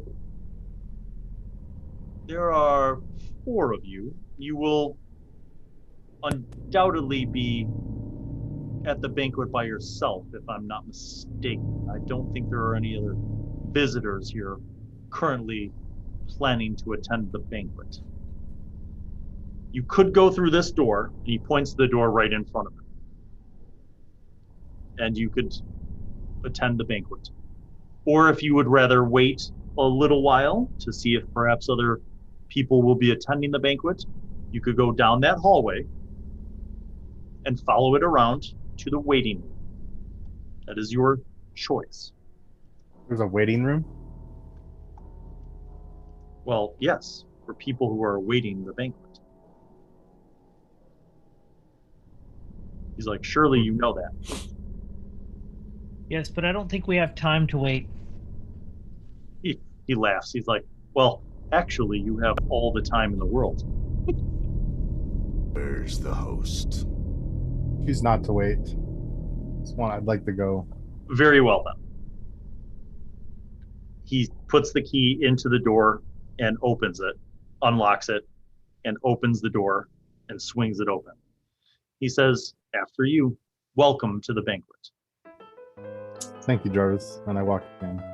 Inside, you see a much smaller room than the other dining. The other dining room was massive. It was like 100 feet by 100 feet. It was almost as big as the mosaic room. Mm-hmm. In this room, you see it's kind of a narrow room, meaning that it's only it's like 40 feet long, like the length of the table, but it's not that wide. Like there's literally enough room for the table in the center, and you guys can walk around the edge of the table to choose whatever chair you want. Okay. Mm-hmm. This long oak table is appointed luxuriously, right? Like all of the chairs, each one of the chairs are like tall backed chairs, very like upholstered with a red velvet padding and like intricately carved with this, beautiful kind of wood carving style. So each one of them is almost like a throne kind of tall backed chair.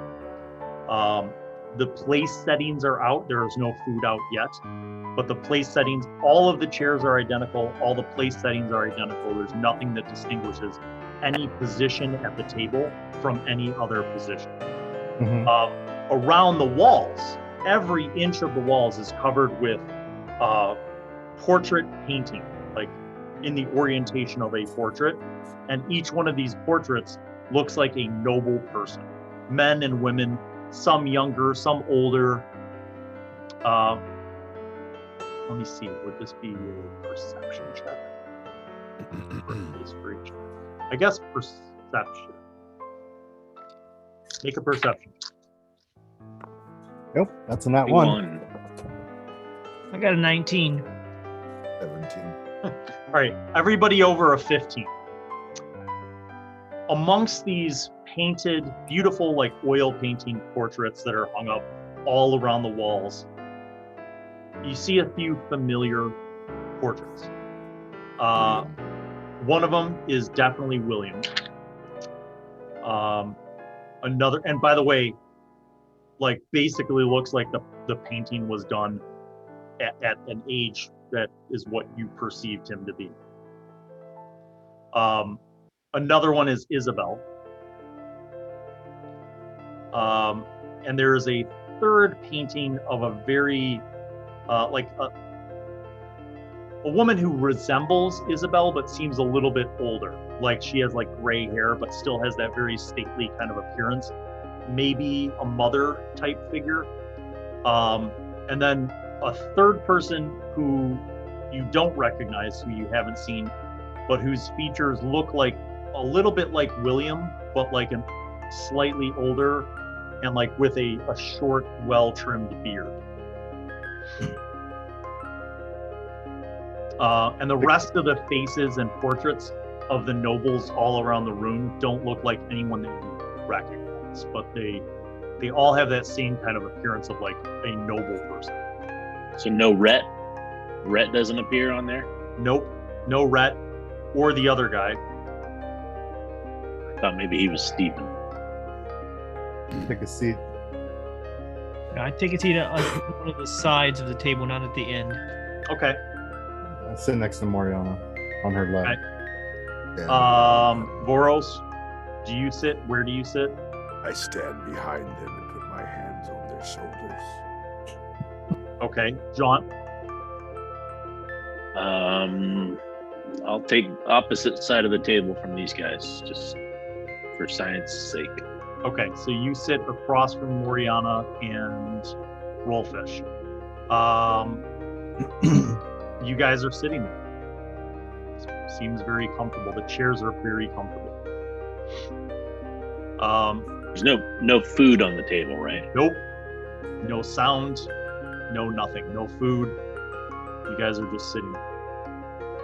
Do we see where the wait staff, for lack of a better term, would be coming in with the food? Can we see where that would be? There is only one door, and it is on the opposite side of where you guys came in. So like imagine like here's the length of the room, right?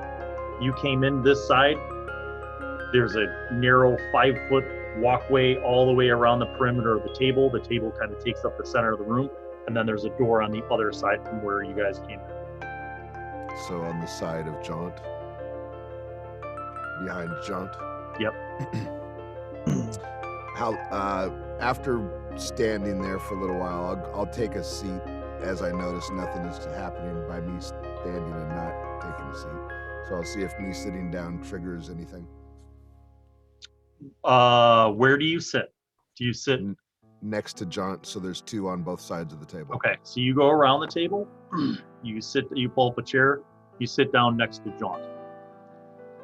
Almost as soon as you sit down, you guys hear a bell, like just a a polite little bell, not like a doom bell from a church, like a little, like a dinner bell, like a Yeah. triangle, you know, ding. Ding ding ding ding ding. Yep, just one, ding.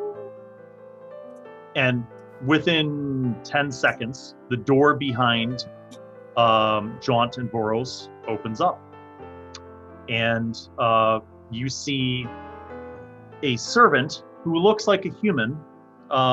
You see their back.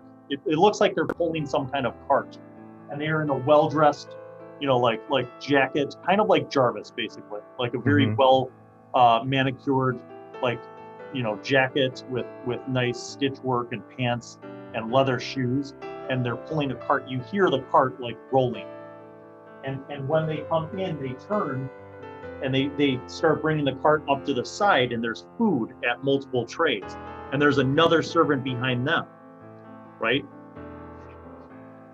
4 carts come in, and these servants don't have faces. They have flesh. There's flesh, but no eyes, no nose, no mouth. They have heads and flesh, and they just begin like bringing these carts in, and then they start setting the table, and they set out a crazy amount of options, and they set out this first kind of course in your general area, but they're setting the rest of the table, like the other 20 feet of the table. Yeah. And as they're doing this, you guys notice from the door that you guys came in, that door opens, and all of these stately, well-dressed, noble people begin coming in. And you can hear that they're having like conversations. And most of kind of what you overhear is like discussions about their land holdings and you know, how has the yield been on your lands? Well, we've been quite fortunate in like, there's men and women, all like nobly, very well dressed. Like, you guys are wearing adventuring outfit and like armor and weapons. These are all people wearing like gowns and elaborate suits and stuff. Young and old, but all very noble and barren. And they basically kind of spread out and like nobody seems to pay you any attention. They're all just engaged in discussions, and they kind of sit all around the rest of the areas of the table as these flesh-based servants are putting out food. Isabella and William are not included? No, you do not see them, and you don't recognize any of the other nobles who have entered. So they all sit down, and you notice that the face or the flesh-based servants have laid out a bunch of large, I don't want to say pots. There's a fancy term for when you serve soup in something. It's Irene? Yeah, like basically the large, yes. So they're the, you know, these large like china Bowls. you know, bowls with lids on them, and you could see steam, so it's like obviously fresh. And there's, you know, kind of spaced every group of 2 people, you know what I mean? So it's like meant to be for, you know, a pair of people sitting across from each other. And you see like there's multiple of these, okay? So one of them is obviously like hot because there's steam coming from it. Another one is not hot, but it's in a similar kind of terrain with a lid sort of thing. There's also bread, like in a basket with like a nice velvet like piece of cloth, like with chunks of bread that's been cut, and it looks like, you know, kind of a good looking like whole grain bread with a lot of, you know, grain to it, some seeds, that kind of stuff. And then so there's the 2 terrains per zone. The bread, sorry, make that 3 terrains.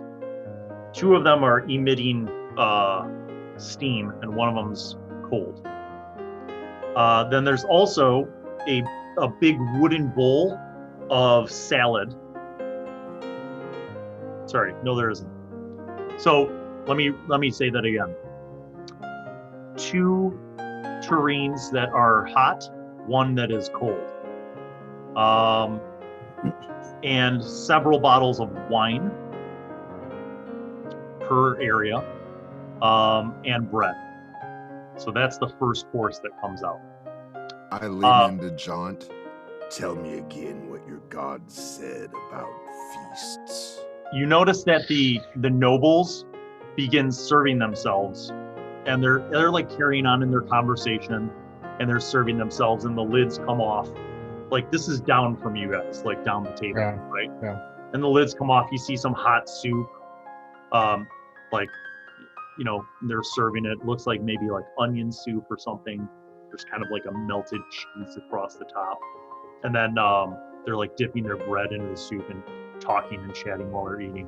And then there's another one that like dips a ladle in to what looks like a vegetable, kind of a red vegetable, maybe tomato-based kind of cold soup, a gazpacho. Yeah. And then there's another one that is like a seafood. You can smell like fish and seafood kind of thing, and it's got kind of like a cream sauce looking soup to it. Okay.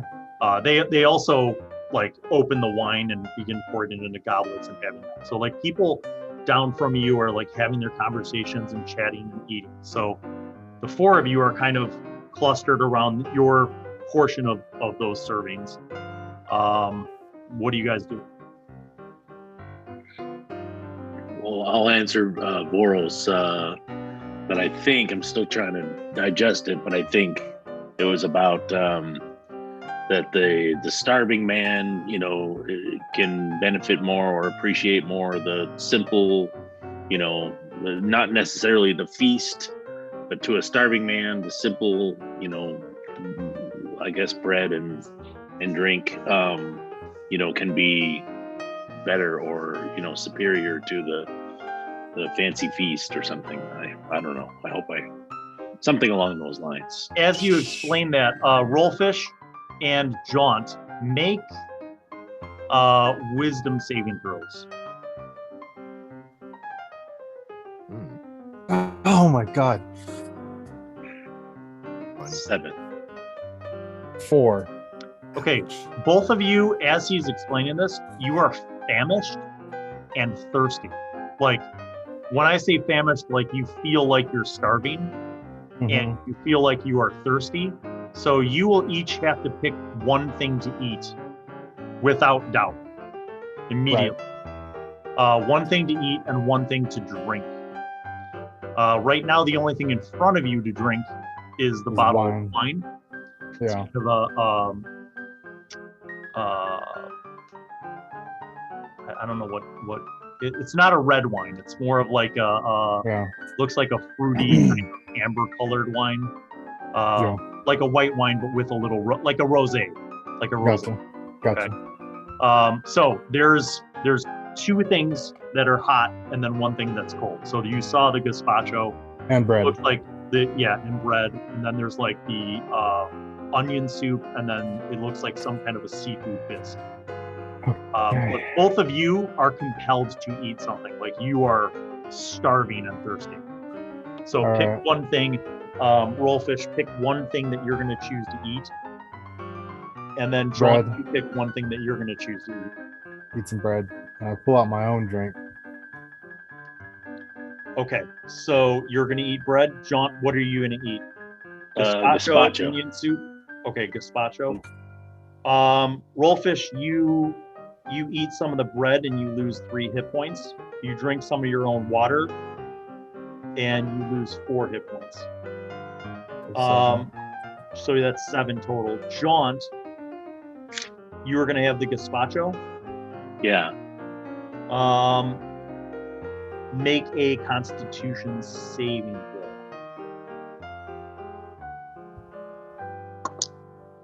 18. Okay, this gazpacho tastes fantastic, and the food side, your hunger is immediately like satiated. You feel much better, like you're not having a panic attack. What do you have for your drink? The wine, I guess. The amber rosé. Okay, you have some, and it tastes great. Again, your thirst is now like you feel good. Moriana and Vörös, what do you guys do? I want to know if we notice the reaction from Rolfish as he eats the bread and drinks his water. Rolfish, do you express what happened? You definitely felt like pain. Yeah. Yeah. I mean, can I see the pain in his face as he drinks and eats? Yeah, you can see Yes. it. You can see it. And by the way, you don't see anyone else, like none of the other nobles are like seem to be experiencing any sort of issues. Yeah. Jaunt, do you share your experience with the gazpacho and the wine? Yeah. The gazpacho is delicious. Try the gazpacho. And the wine, And by the way, No the complaints onion soup smells good. The seafood bisque smells good. Some type of a food trance. The bread wasn't any good. How did No. you get so hungry so fast? You just had bread. A little bit of indigestion. Confused. I would try the wine and the tomato soup anyway. The gazpacho. All right. Yeah. You have the wine. It tastes great. So you're like, oh, it's nice. Good vintage. The gazpacho. You make a Constitution saving throw. Okay. Better than 9.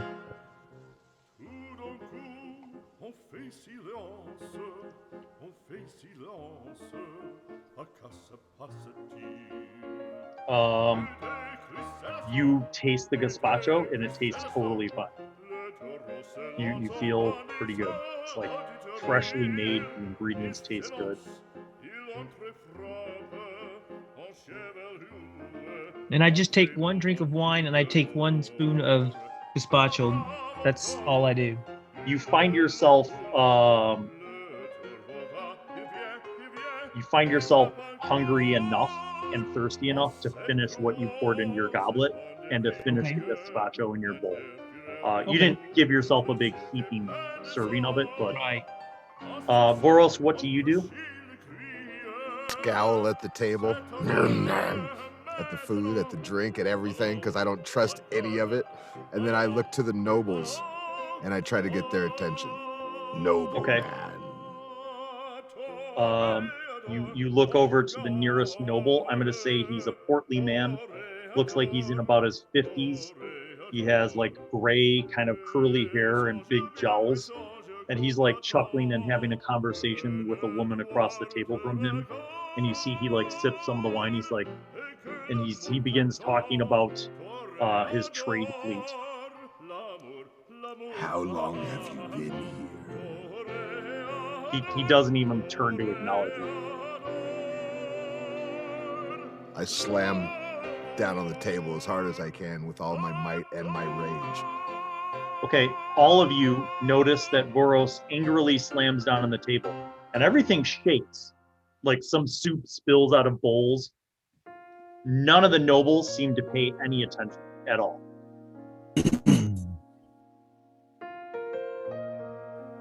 These things may just be illusions, friend. They don't seem to pay us any mind. are any of them sitting? Are all the seats filled? Are there everything's nobles? full. There are 20. There are 4 of you and 20 other nobles. Well, like lean close to the one next to me and see if I can have physical contact. Like, are they physically there? You go to nudge him, and your elbow passes right through. Just what I thought. He continues interacting with everyone. You Just an feel illusion, like they, but he doesn't disappear. Like,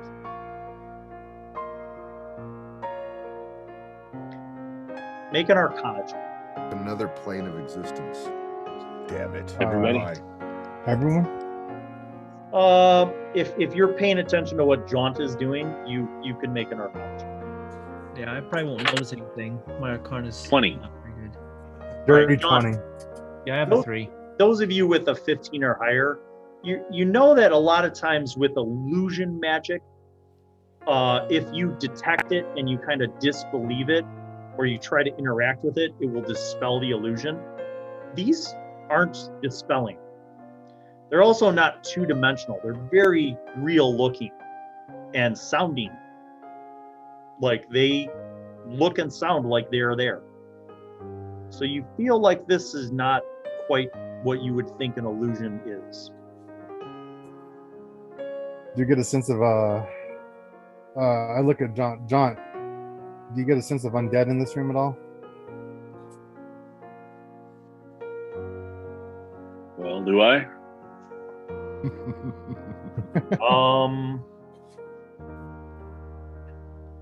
Let's see. Would Jaunt be able to detect that? Do you have any specific spell in mind that you were thinking about? I don't know if you have like a feature, maybe.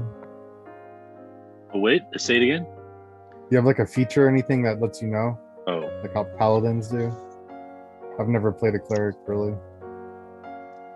I don't know if I have I have a spell like detect evil and good, but that doesn't really. And I have turn undead, but I don't. I mean, I could do that and see if everybody scatters. Let's do that. Let's do that then. That sounds like fun. All right. Well, I guess I'll sort of push my chair back and stand up and get ready, grab my holy symbol, and get ready to turn undead. Okay. How do you say this? I say, if your journey has ended, be gone. I don't even know. I've never turned undead before. So I don't... Wow. All right. So this is what happens. All of the nobles jump out of their seats in terror and flee. And they all jump. They don't go through the door. They jump into portraits. And it is at this time that you see, as they each jump and bumble around the room, that they run around the room and they jump into portraits. Mm-hmm. They're gone. All of them. Right. Right.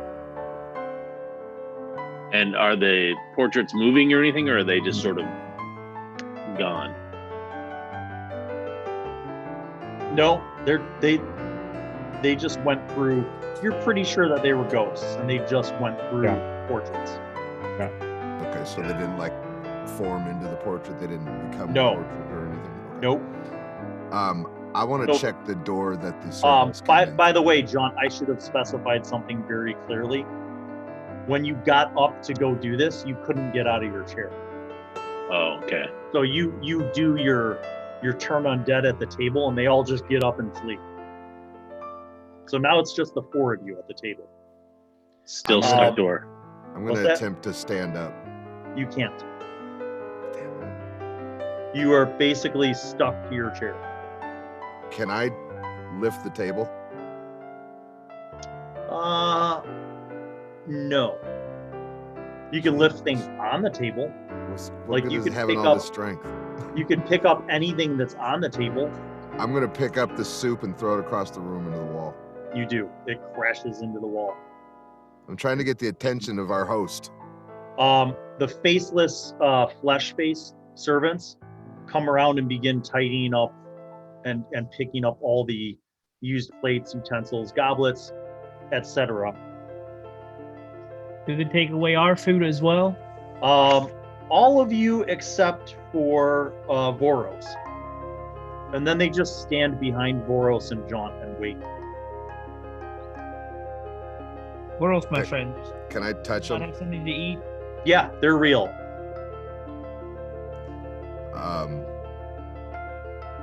Do you understand my language? One of them nods. Where is your master?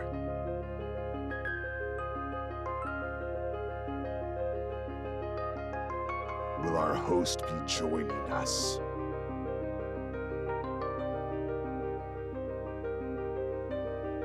Can I choose not to eat?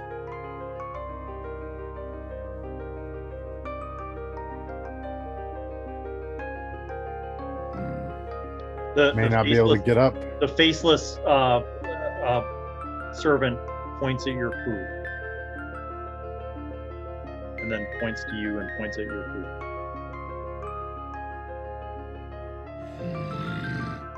This goes against my better judgment. I'll take just the slightest, just enough to say that I got some on my tongue, in my hand of the what's remaining, the onion soup or whatever's left. There's the lobster bisque, there's the onion soup, there's bread, there's gazpacho, and there's wine. I'll just take a crumb off of the bread. Okay. And put it on my tongue like sacrament. Okay. You lose 1 hit point, and the servants then take the food away. While the 3 of them are clearing off the tables and putting these on carts and going back down that hallway, the last one is going around with a small flat piece of wood and literally cleaning crumbs off the table and resetting the table with new bowls and plates and utensils and goblets. Everything's cleared away, and unless you guys specifically wanted to do anything, about 10 minutes later, the servants come out with the carts, and there's a whole new setting on the carts. They come out with these large wooden bowls, and obviously, since there's no one else there, they're basically just bringing this stuff out to you guys. The first is a bowl of watercress salad, and then there's another bowl of a cucumber and dill salad, and then the last bowl is a simple tossed salad. And they have serving big fork and spoon kind of serving things to serve yourselves salad. And they don't have any wine, but they do bring out a pitcher, not a pitcher, a carafe of ale. I serve myself. I serve myself also. Which salad would you like to serve? Or, you're welcome to have more than one. Toss salad only with a cup of ale. Okay. And you're going first, Rolfish? Yeah, sure. Okay. And again, we can't resist the urge to eat, right? No, that was the first time. And that was just you guys. That was just Jaunt and Rolfish. No one else had that urge to eat. And now it doesn't feel like you feels like you satiated that situation. Rolfish, you're going to roll a d6 first. I have to pull up your sheet. 5. All right. Give me a second. Yep. Find your character sheet. Okay. And then roll a d. Roll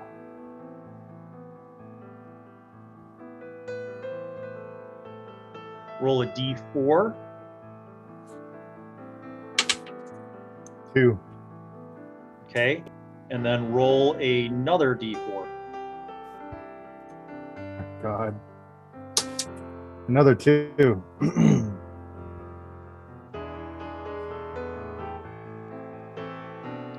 Okay. As you are eating the salad, it is becoming very apparent to you that your senses while you were in this room seem to be slightly more acute. Like the crunch of the vegetables in the tossed salad, like you can hear that crunch. You can taste all the flavors in the dressing and in the salad, and the textures of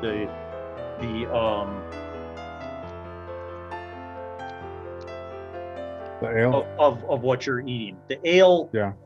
tastes like normal ale. It doesn't seem to have any impact on it. Okay. And overall, it just feels like much better than when you had the bread and the water last. Okay. Jaunt. Well, I'm not sure what the right thing to do is. I mean, I guess if I don't know, I'm going to try not eating. Okay. See what happens. All right, Moriana. I want to try the dill salad. Just Okay. a little bit. Cucumber and dill. You have it. It tastes fantastic. Roll a d20 for me. Okay.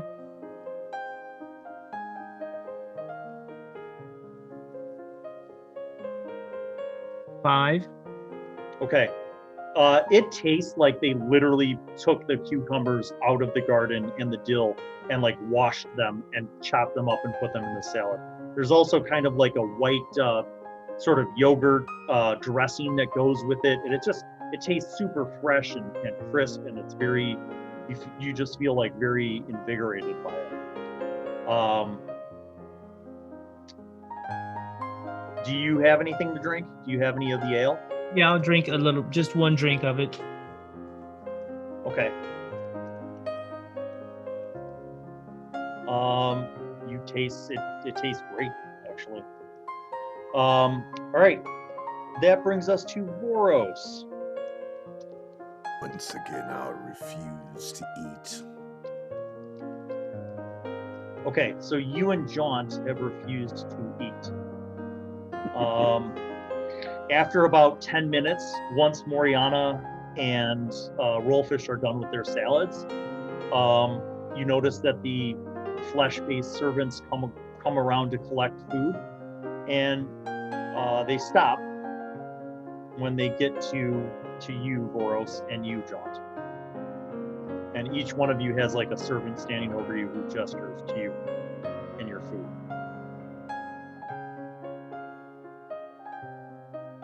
I just shake my head.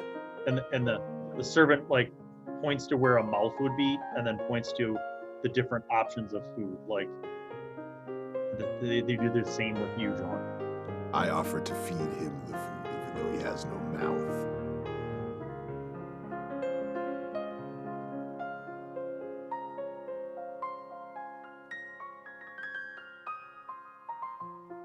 I pretend to eat the salad. I like, but I don't eat it.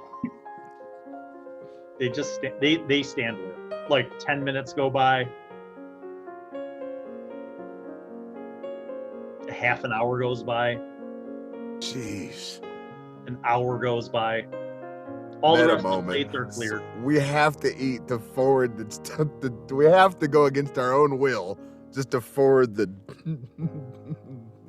All right, listen. All right. What's on the most basic salad that they brought? The bare bone. I mean, all three of them are very seemingly basic. You have a watercress salad, cucumber and dill salad, and you have a tossed salad.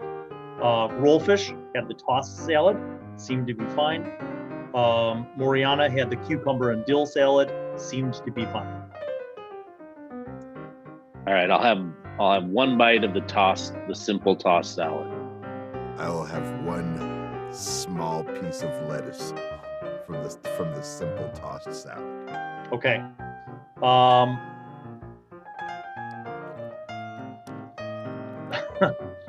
right, so I'm gonna do I'll do Jaunt first. Roll a d6. Free will my ass. 5. 5. Okay, now roll another d6. 5. And roll a d4. 2.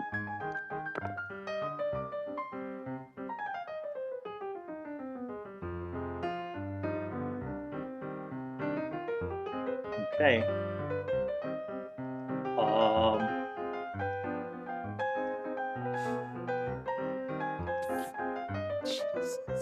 That doesn't look good. Yeah, I know. Very unnerving. Come on, Bill. You're killing us. Literally. Well, Actually.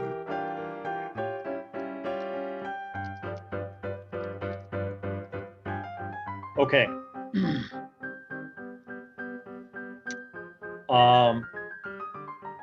Vörös, Yes.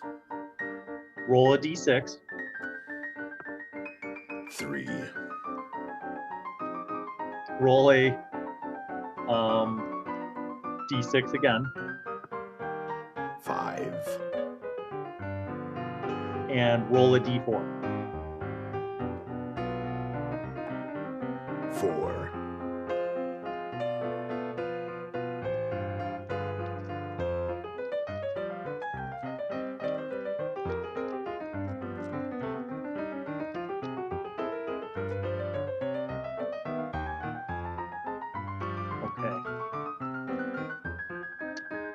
After you guys consume those things, the flesh-faced men, servants, once again clear everything. 10 minutes goes by. Is there anything that you specifically want to do? I'm just waiting patiently for dessert. Jesus. Okay. For So the main course, I the don't next, know where the we're at. next course is clearly the main course because Okay. every one of the 4 carts comes out and they are jam-packed with stuff. So this seems to be the main course. There's some kind of signature entrees with some crucial sides. Okay, I'm going to read them off to you. So before you is set a buffet of food. There's roast duck, wild rice and cranberries, little baby carrots, like roasted baby carrots, garlic bread, broccoli, roast boar, roast beef, green beans, mushrooms in wine sauce, and then there's dark red wine, a lighter red wine, and wheat bread.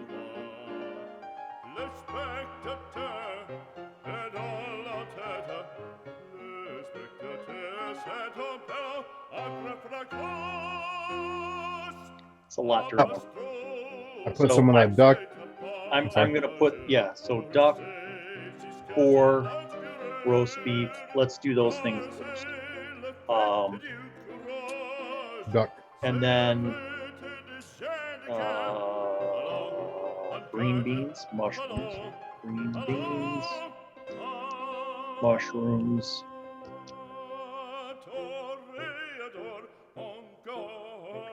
carrots, wild rice.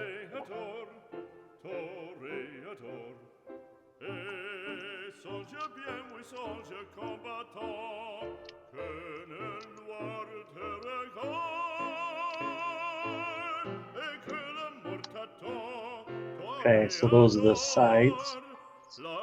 Green beans, mushrooms, carrots, wild rice. Did I miss something?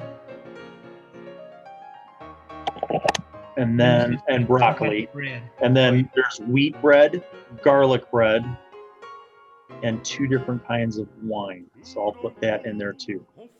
So wheat bread, garlic bread, dark red wine, and then red wine.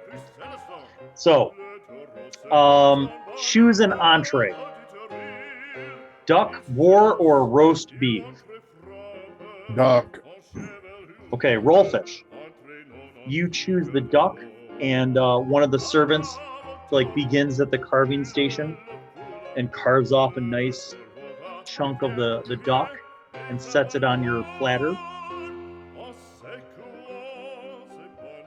We eat it. Yes. Roll a d20 for me.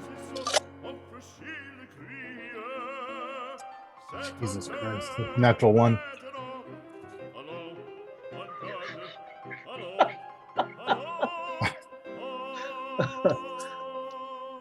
Should I get one of my extra character sheets out? No, not yet. Hold on.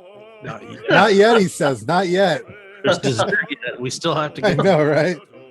Got to get through the whole dinner first before I die. Okay. The duck tastes delicious, like mouth-watering, delicious. Delicious. Absolutely. Okay. All right. Okay. Jaunt. A faceless man gestures to which of the 3 entree meats would you like? I'll point to the boar. The boar, please. He does the carving station, and he sets the boar down. Roll a d20. 7. Lucky 7.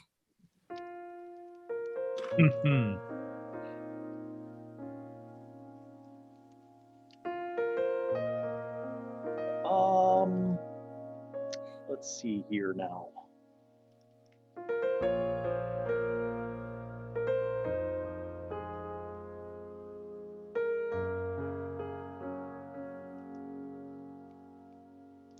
Roll a d4. 4.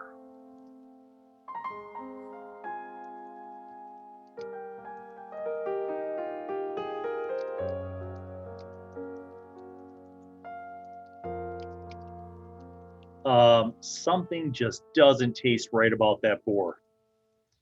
Even after you spit out the first bite, you just feel like revulsion. Okay, Vörös.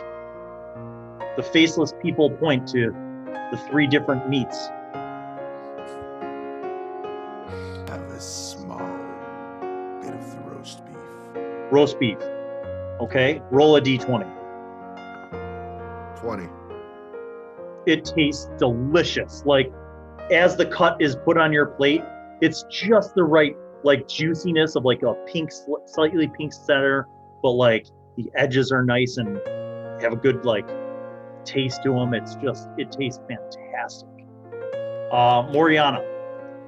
Okay, I look at the faceless people and say I only eat animals if it's absolutely necessary. I would only like to have the mushrooms, green beans, carrots, or wild rice. They nod. They point to each one of the things that you said. And I just wanted a little bit of all of those besides. All right. Roll a d20.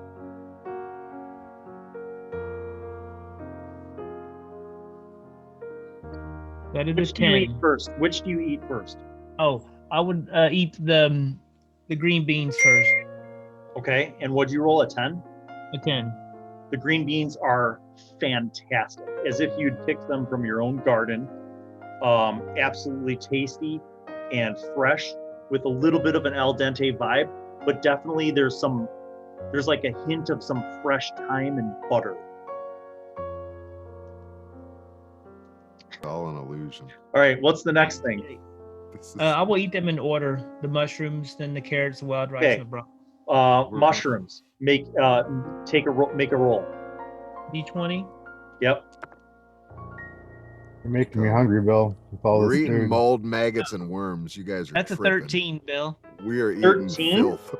Yes. Let me pull up your character sheet. Hold on. Okay. I hate it when a DM says that. Let me pull up your character sheet. Whoops. So 13 plus 3 is 16. So you made it. Ooh, wow. That's kind of awesome, Mike. That's really awesome. Hold on. I gotta put this in the notes. Yeah, there's something going on with all of us that none of us know yet. This is going to be interesting. No, you're right. We're gonna find out soon enough, I think. And that's it. You And we have die. you have experience as a druid collecting wild mushrooms. You know how to prepare them. These might be the best mushrooms you have ever eaten. Delicious. they are packed with just like this amazing aroma of herbs and spices, and just like the perfect balance of like roasted garlic and butter, just like sauteed in this onion roasted garlic and butter kind of mixture. It's just transcendent. What else, or what do you choose next? Carrots.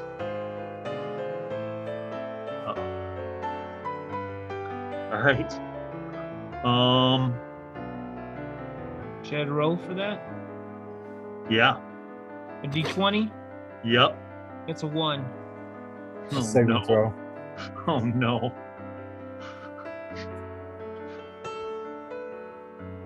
I turn into a mushroom. Ideas, no Turn- ideas. Turn into a potted plant. So roll a D4. Roll a D4. Okay.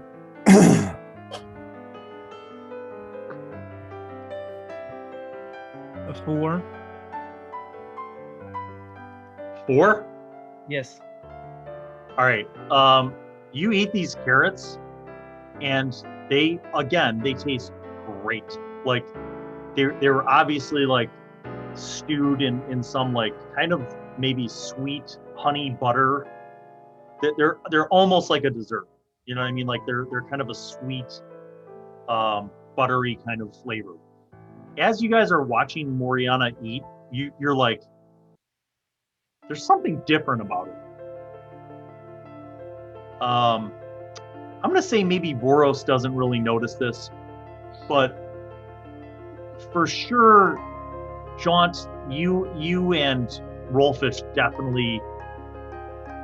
There's just something about Moriana that's changed. Like she somehow just seems a little bit more attractive to you. Like it's like you're just seeing her in a way that you had not seen before. Like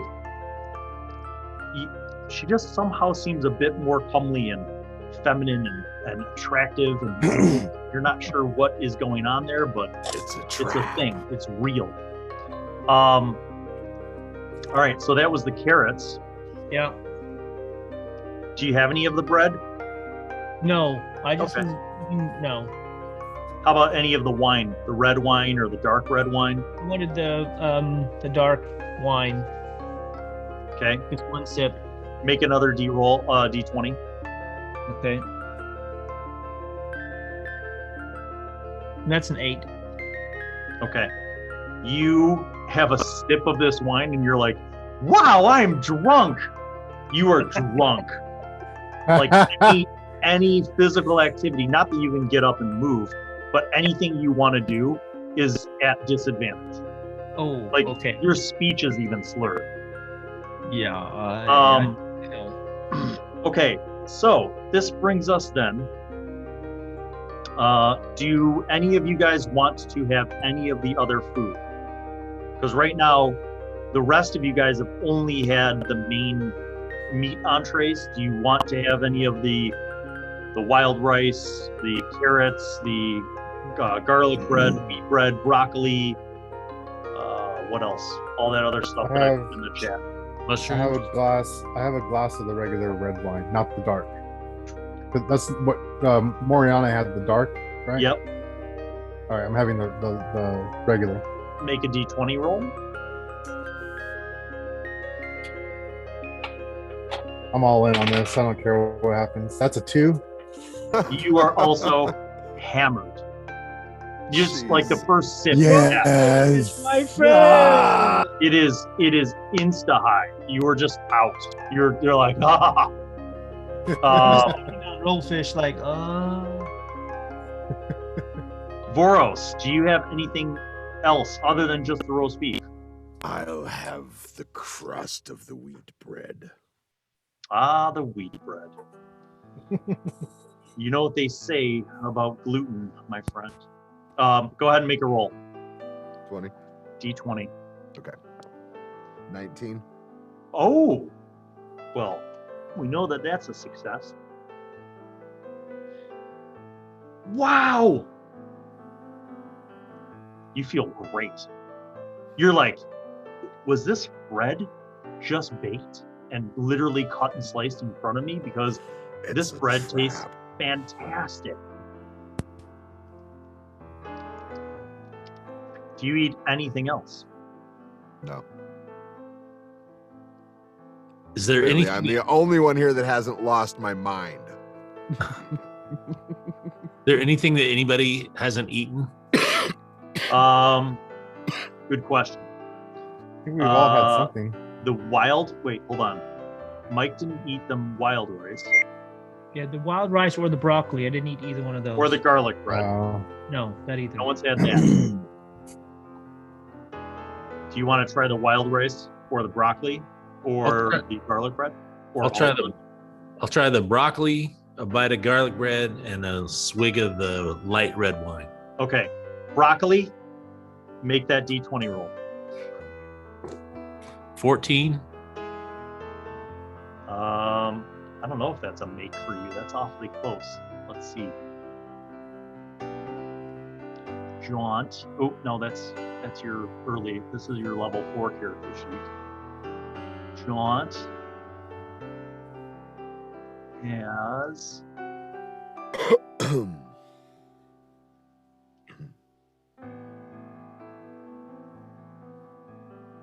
you succeed. Yeah. You feel great. Broccoli was tasty. What else would you like to try? Garlic bread? Garlic bread. Okay. Make another roll. 13. 13 plus 2 is 15. The garlic bread also tastes fantastic. Not as good as the bread given to you by Fharlanghn, but definitely incredible. Just zesty, flavorful, rich garlic bread. Not like, it's like they slow roasted garlic cloves until they were just mush, and then spread them over with a mixture of butter and toasted it. It just mouth-watering. Sounds good. You have some of the regular wine. Go ahead and make a roll.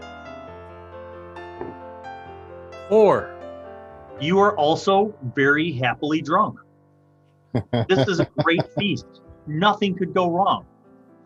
Anybody else want to have anything else from the main entrees?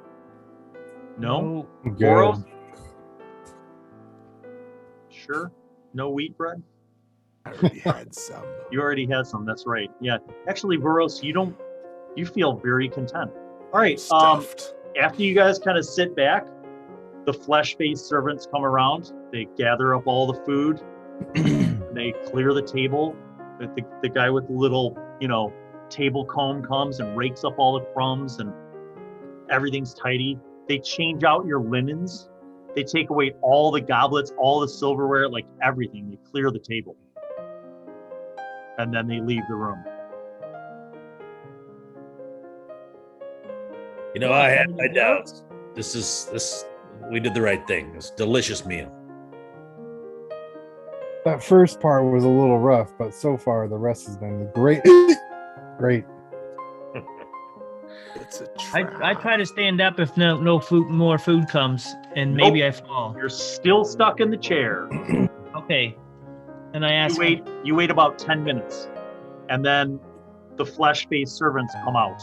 They set new linens and dainty plates and new silverware and new little cups. And they after they set all those things out for you, they bring out a dessert cart. It's very exciting. The dessert cart, as it comes out, you notice that there are also some bottles of additional aperitifs to drink with your dessert. So some of them are obviously hot and some are not. So as the dessert cart comes out, they bring out these amazing little raspberry chocolate torts. And there's like one for each of you that they set out. They could put a couple bottles of brandy out with, you see like the little brandy glasses.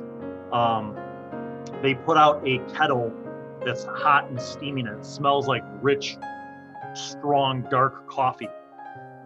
In addition to the little raspberry chocolate torts, you see they bring out these dainty bowls that are cold, and you could see that there's like scooped ice cream with cherries and cherry sauce, and there's for each one of you, and then they lay out this immaculate apple strudel in the table, and it's still like slightly steaming and slightly warm.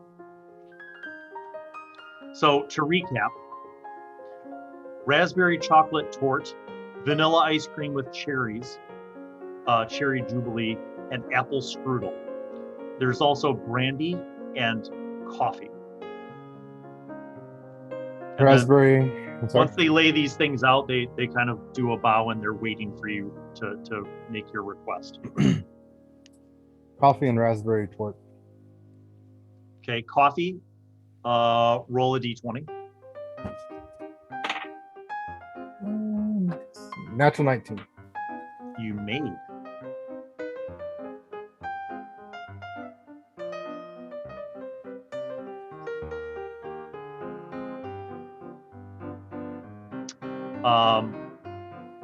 The coffee is fantastic. Absolutely, like you wake up, you feel like this is the greatest coffee I've ever had. Raspberry, and you're drinking it black, and it's just like you feel like more.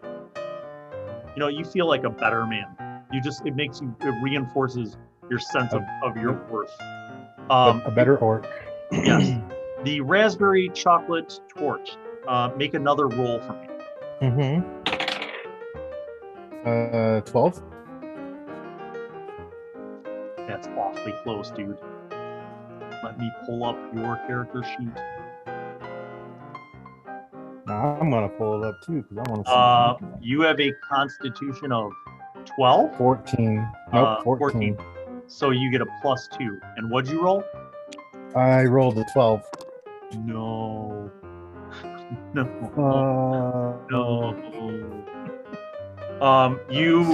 You start to feel very bloated, and you're like, and you belch, and then your armor gets really tight, and you start to bloat, and your cheeks start to swell, and your hands and arms. Basically, you are starting to gain an incredible amount of weight in a very short amount of time.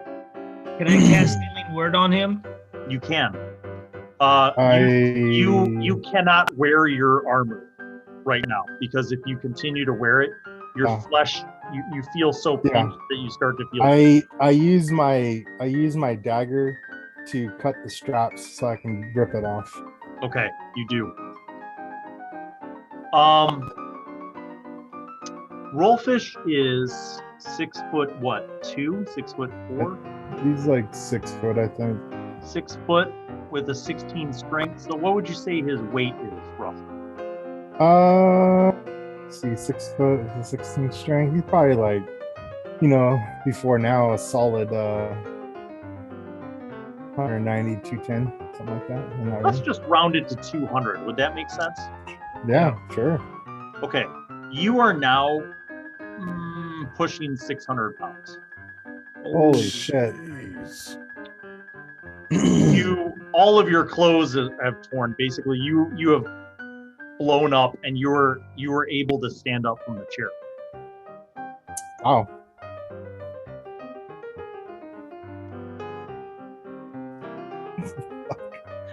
Oh man. Your clothes are hanging from you, and you feel the effects of this extra mass. Yeah. You don't feel weaker, but you are carrying triple the amount of weight, right? So like when you move, you're like, oof. You feel no less confident though about your awesomeness. You truly feel like you feel great about yourself as a person. Like you just feel like you're much wiser now. That like you're like, you know what, I've come to see that this flesh that we carry is just our mortal coil. Like I am truly a being that transcends so many things. You feel like more alert about like yourself and the world around you. Who else would like to have dessert? I don't know. I definitely lean up wanna- against the wall, groaning a little bit because of all the extra weight. Yeah, I'm probably still drunk, so I would think I would want to have coffee and a little bit of the apple strudel because I'm not thinking very clearly right now. Apple strudel it is.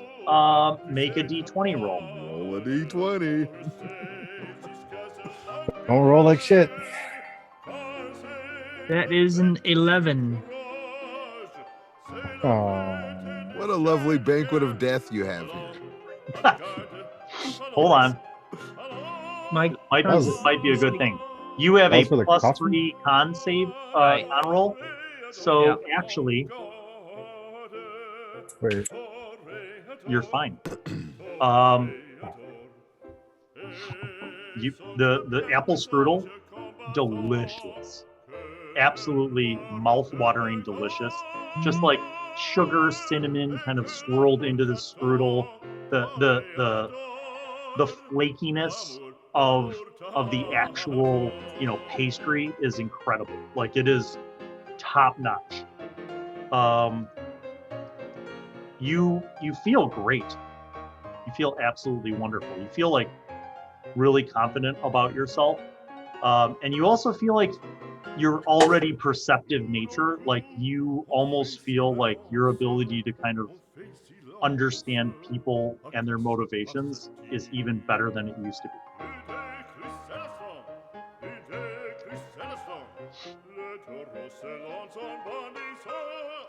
That's great. Did you say that you do want coffee or brandy? Yes, I or want not? coffee. Coffee. Coffee because I was drunk and I need to try to get rid of that. Okay. Make another D20 roll. That is again an 11. Okay.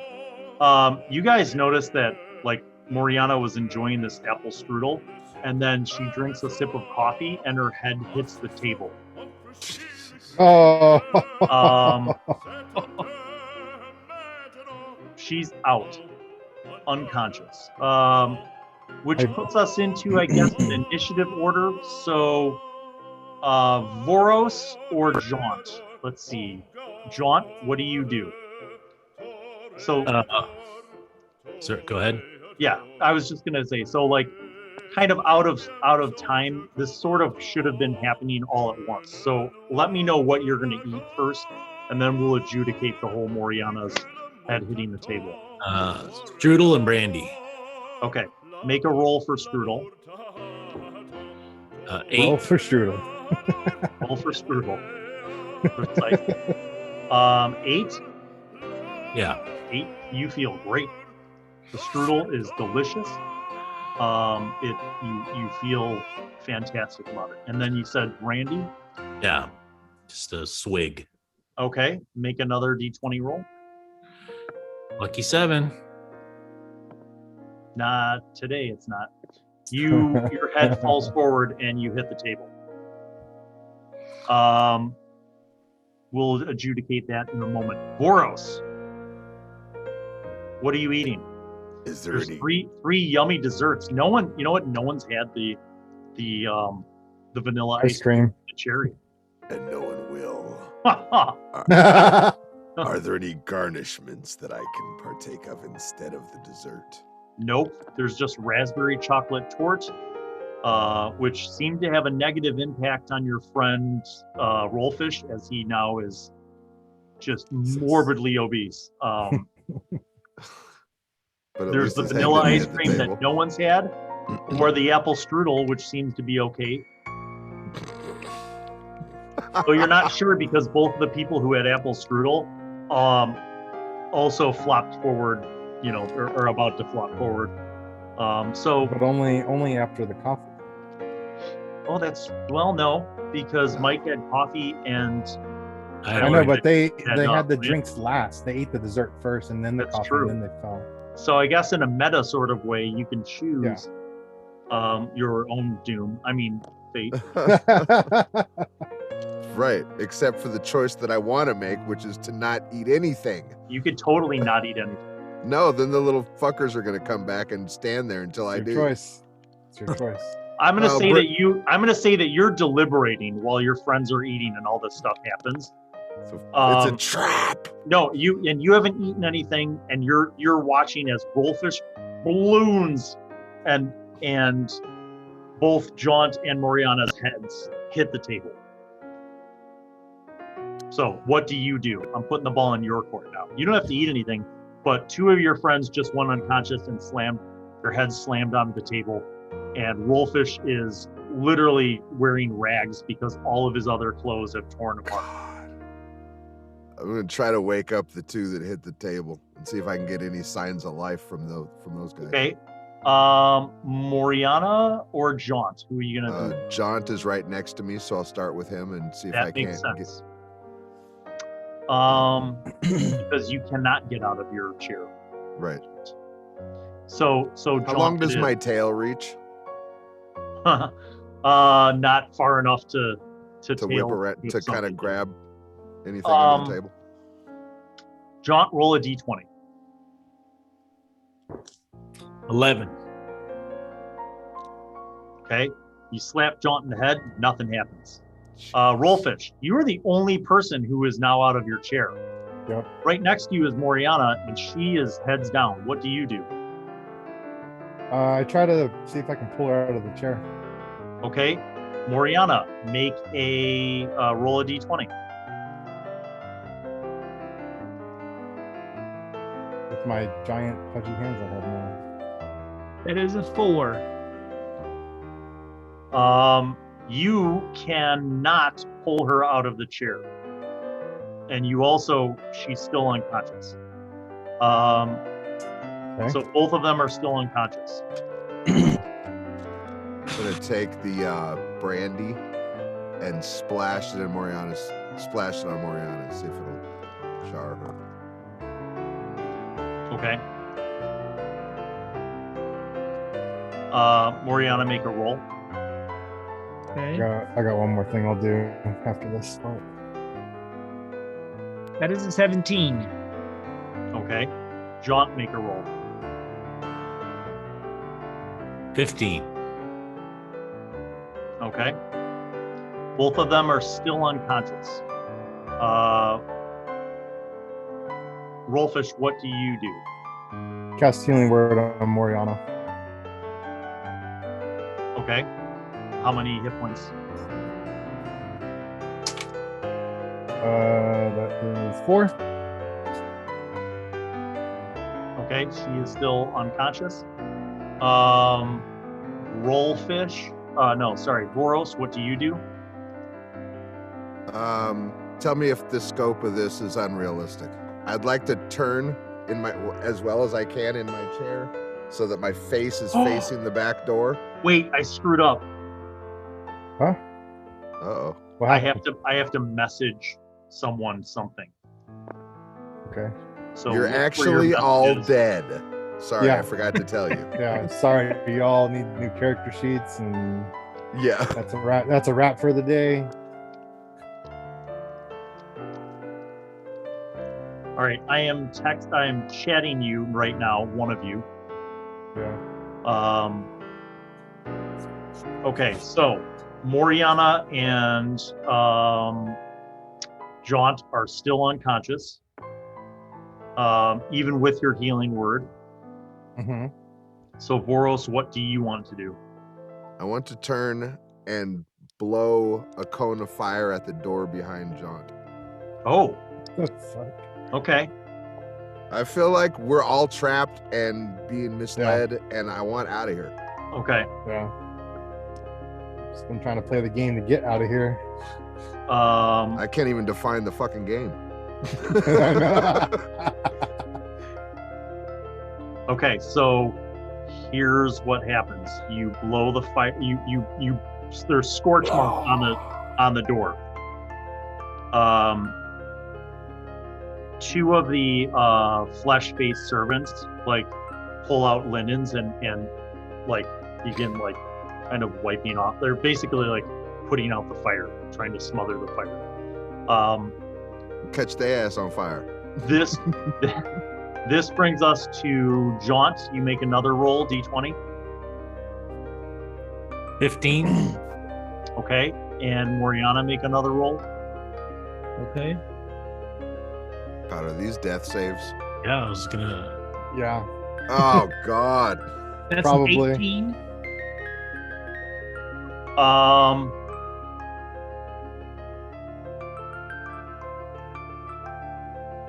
Okay. If they're death saves, they've been making them at least. Moriana and Jaunt, you both awaken. Like your face is covered in dessert and crap because basically you did a face plant. But you both awaken and you can move now. You also notice that when you awaken, your butt can lift off the chair. And I stand up then. You do. I'm still stuck. Uh-huh. I'm trying to help Moriana up. Are you okay? I'm fine. I'm fine. Everything's okay. I help her up and I let go. And Are we still feeling all the other effects like the well-being and the? You are not drunk anymore. There are other effects that have not manifested, but you feel normal and you feel complete.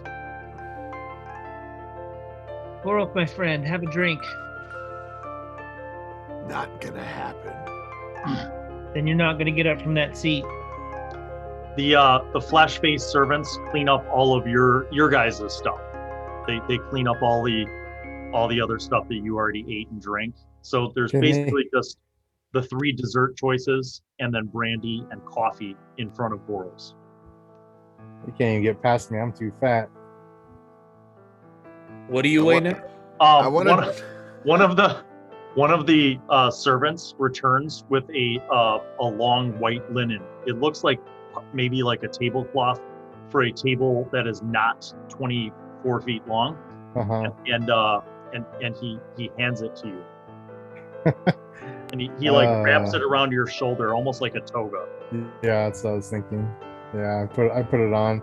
I put my mess and armor in my pack as well as I can, being as large as I am. Beating you, glutton. And Keep you could on probably, eating. yeah, and they can probably see because all my clothes just got ripped off. They can see the amulet around my neck. Mm-hmm.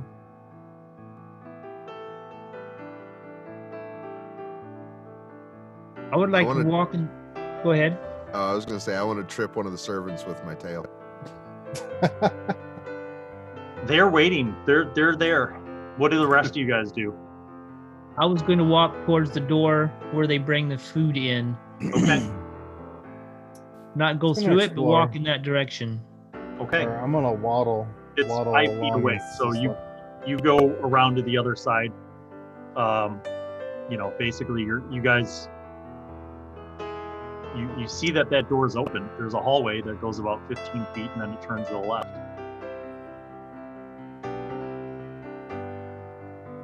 Can I try lesser restoration on Rolfish to see if it undoes his fetish? Yeah, I think you can. Let me double check what lesser restoration actually covers. It lists some I think conditions. it's one condition, right? Yeah, but in the thing when I looked it up, it listed several conditions, but none of them were. Blinded, deafened, paralyzed, or poisoned. This is not one of those conditions. All right. Make I'll say religion or arcana check. Religion. Do the same. What was the other one? Yes, religion or arcana. Can I make one? Yeah. Religion. Arcana. 8. 16 for my arcana check.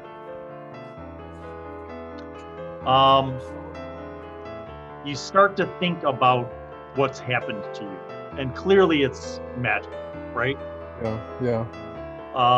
You're not sure exactly what has happened, but you are just kind of like trying to think of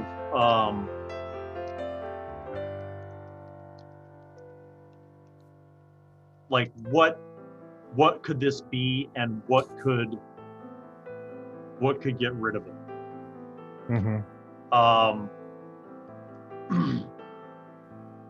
Do I think time maybe just be the issue? It could be. Could be.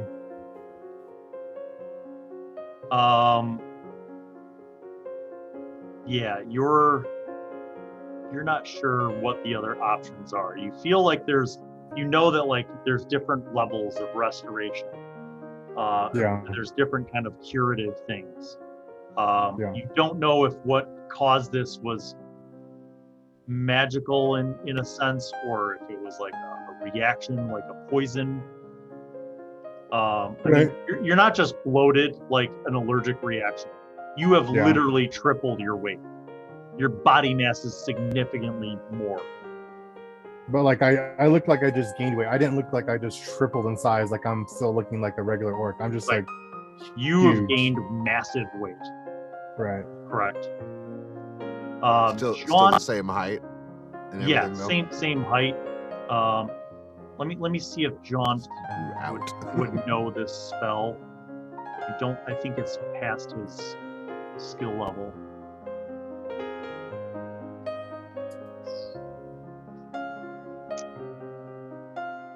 Yeah, and what did you get on your roll, Tyler? What was it? 8? I think it was an 8 too. So you feel like there must be some spell that would help Rolfish, but it is not within your ken. You do know that there are other clerics who have, healing abilities that are at higher level that might have a sense of what to do about this. Meanwhile, Vörös, you're still stuck in a chair. I'll take my large pinky with a huge nail at the end of it, and I'll just take a little. Oh wait, before I do this, is there any water? No, there's only the coffee, dessert and brandy and the coffee. I'll just touch my finger to the coffee and put it on my tongue. Okay, make a d20 roll. 15. Wham! Nothing happens. One of the servants gestures at the 3 different dessert options in front of you. No one tried the ice cream yet, right? No one tried the ice cream. Again, with my same pinky that I touched to the coffee, because it's going to taste good mixed together, I'll take a little dab of that plain ice cream. Vanilla is the best flavor. What are you calling it plain for? Because it's fucking plain. No, that's the best. Thank you. Okay. Only if it's soft serve. If it's not, I don't want it.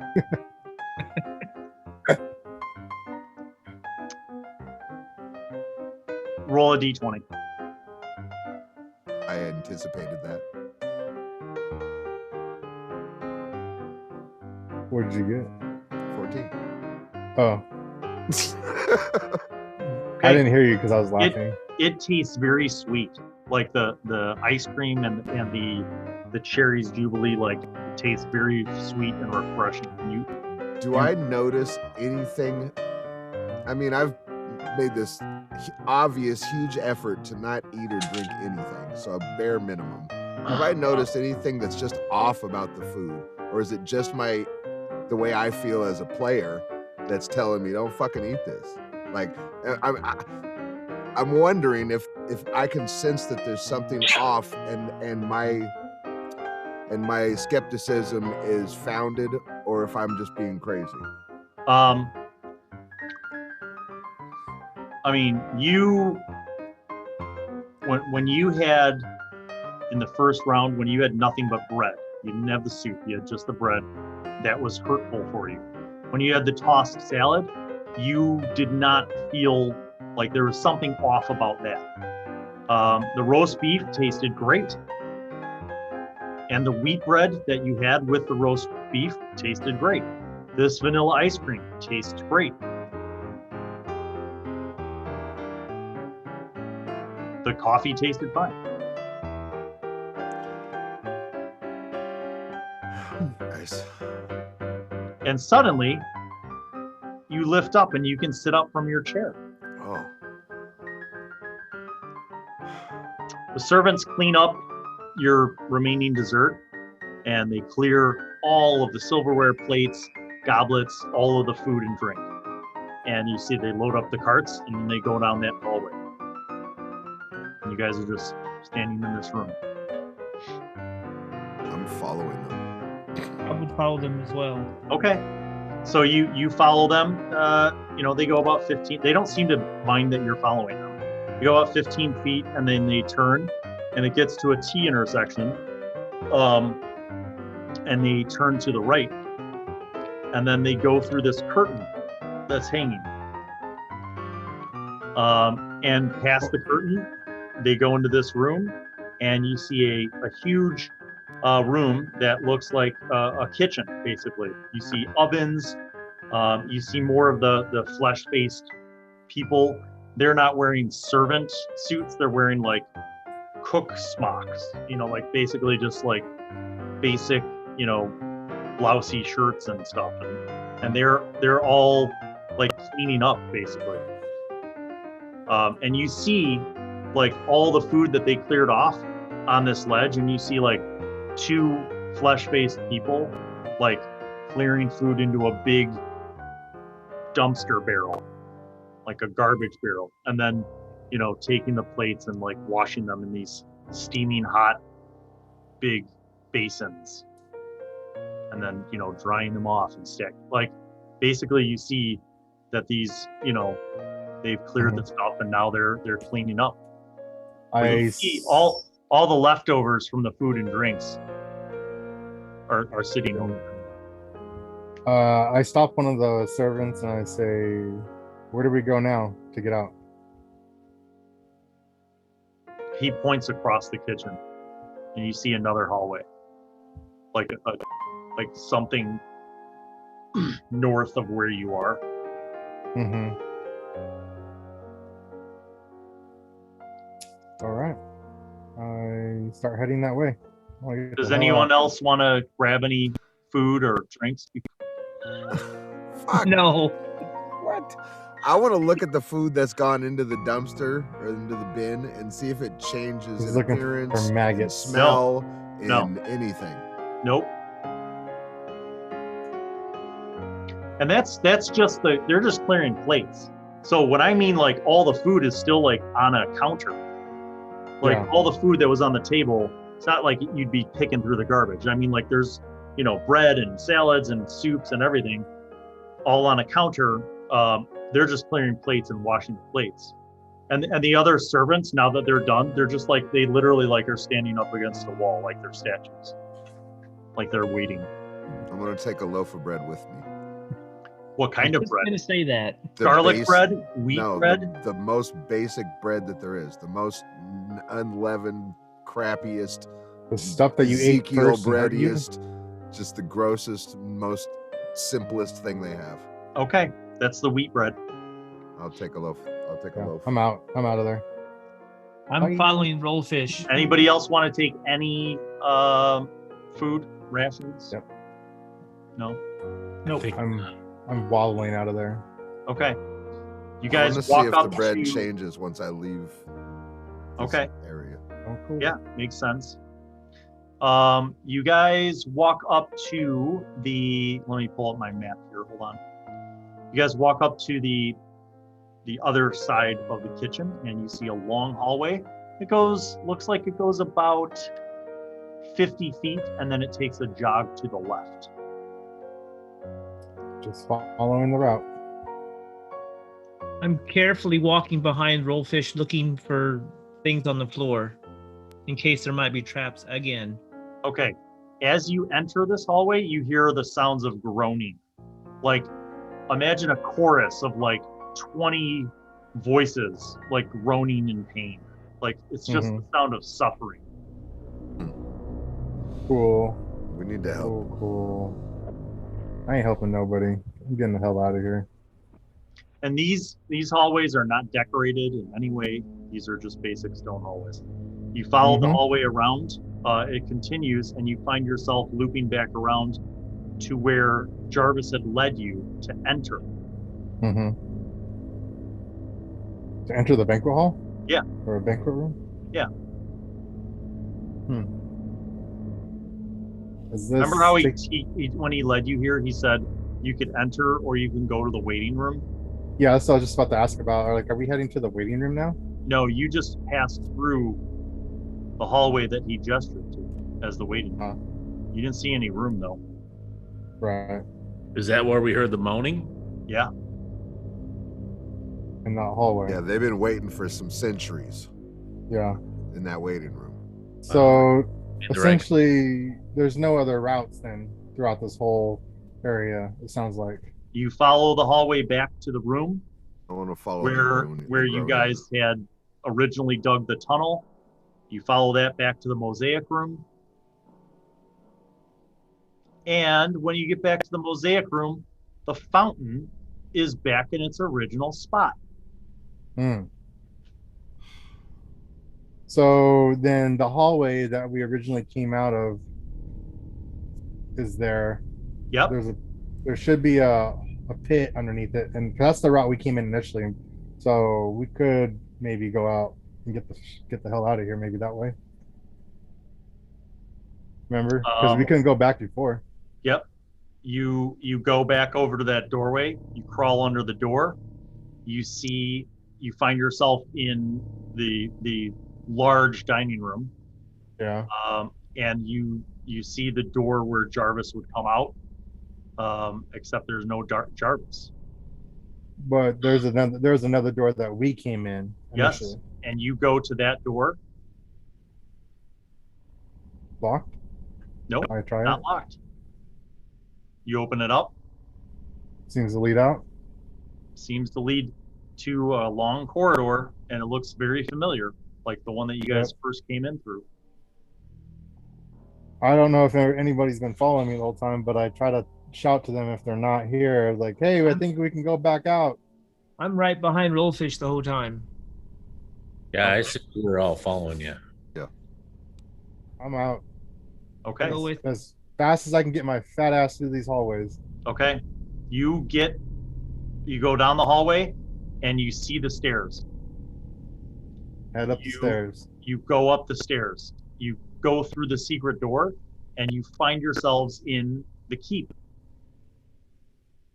And you see actual daylight coming through the windows. A small tear escapes Rolfish's eye before he wipes it away really fast. How are we gonna get you back to normal size? long sunlight. I'm sure we can work on that. I'm just glad to be out of there, to be honest with you guys. You guys hear like even sounds of outside. You hear a few birds outside. Yeah. Do you go up to the main level? Yeah, I'm trying to get the heck out of here. I don't ever want to see this place again. Make perception checks. Wasn't there some sliding stairs or something? Yeah, they were reset. They have an 18. Okay, as you guys are you're getting back up to the main level, you hear like the sounds of birds and stuff outside, and you see like the sunlight coming in through the windows. You hear a few voices outside, and they are not in the common tongue. They are in, I think one of you speaks this language. Yes, Rolfish. Yes. You hear That's words not good. in Goblin. You hear voices in Goblin saying, "They went into the haunted manor, Master. We should find them. They might know about it. Yes. Look around outside in the grounds." Yes, sir. Put my hand up behind me. Stop. I whisper, stop. Okay. Goblins. You hear at least 3 or 4 different goblin voices, and then after that last bit of dialogue, you heard like footsteps outside, kind of running around. Yeah, on the grounds, like on the gravel of the grounds outside. All right. I have go an ahead, go ahead. idea. I do too. Go ahead, but you go first. I was thinking about casting Pass Without Trace on us. You could. I go a step further and I say I'll be right here, but I'm a little hard to miss now, and I cast invisibility on myself. Okay. Moriana, you cast Pass Without Trace. Yep. So here's what we're gonna do. Since Rolfish is invisible, you're gonna cast Pass Without Trace. The people with the highest level of stealth are going to make, and I think that's Moriana. Or no? Let me see. I have a +3. Okay. I have a +2. I'm going to say make your stealth Jaunt? roll with advantage. Vörös roll. Oh, you got to be shitting me. You roll double ones? Double ones. Oh my. I've never done that before in my life. Ever. Okay. First time. Make it good, Bill. Make it good. That's the first time I ever did this. But it's a +10 then, yeah? Yeah. That he gets? Jaunt, make a stealth check. 11. Okay. Moriana. Jaunt got a 22. I got a 7. I'm going to have to rip a goblin's arm and beat him with it. I have to rip it off. So you guys, are you basically trying to get out of the manor and avoid combat with the goblins? Yeah. Okay. I am. So here's what I'm going to do. I'm going to say because Rolfish is invisible, he kind of takes point and sneaks outside, sees that the goblins are very spread out around the grounds of this keep, and then moves across to the wall, to the breach in the wall, to climb over and go out into the land to escape. The rest of you guys follow suit. Can I do something else just a little bit different? Because you said I climbed over, right? Yep. I'm gonna stay up there on top to watch my companions. Make sure what happens. Okay. Basically provide Overwatch cover fire in case things go real south. Okay.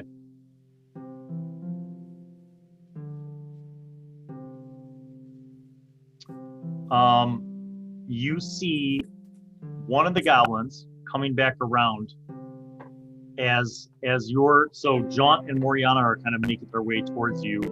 They're climbing over, they get over, and you see Vörös is coming, and you see one of the goblins come around the corner just as Vörös is about to climb up. And the goblin sees Vörös, but obviously not you. Mm-hmm. How far away? 60 feet away. Okay.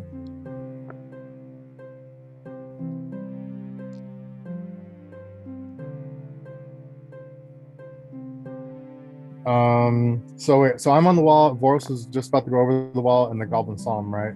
Mm-hmm. Can I quickly drop down, fall down? I don't really care.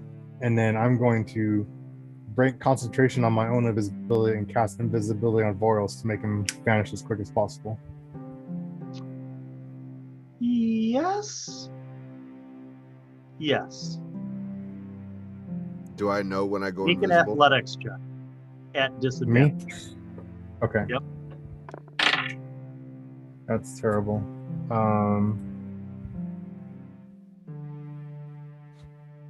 10. You fall and take a hit point of damage. Okay. Your spell is broken, but you can cast it on Vörös. I do so. Okay. Vörös, you make it over the wall. You are now over the wall. You are invisible. Jaunt and Moriana, you guys are continuing through the scrub brush and the tall grass to descend down the hill away from the keep. And remember that you guys are in the Thar, which is a dangerous and wild land. But run. as you guys move along, you see your now large friend Rolfish moving as quietly as he can, bearing in mind that he no longer has armor. You guys move away. Vörös, you follow them, presumably not starting any crap with the goblins. And about 10 minutes later, you guys have gotten plenty far enough away from the keep where you don't feel like anyone would be following you.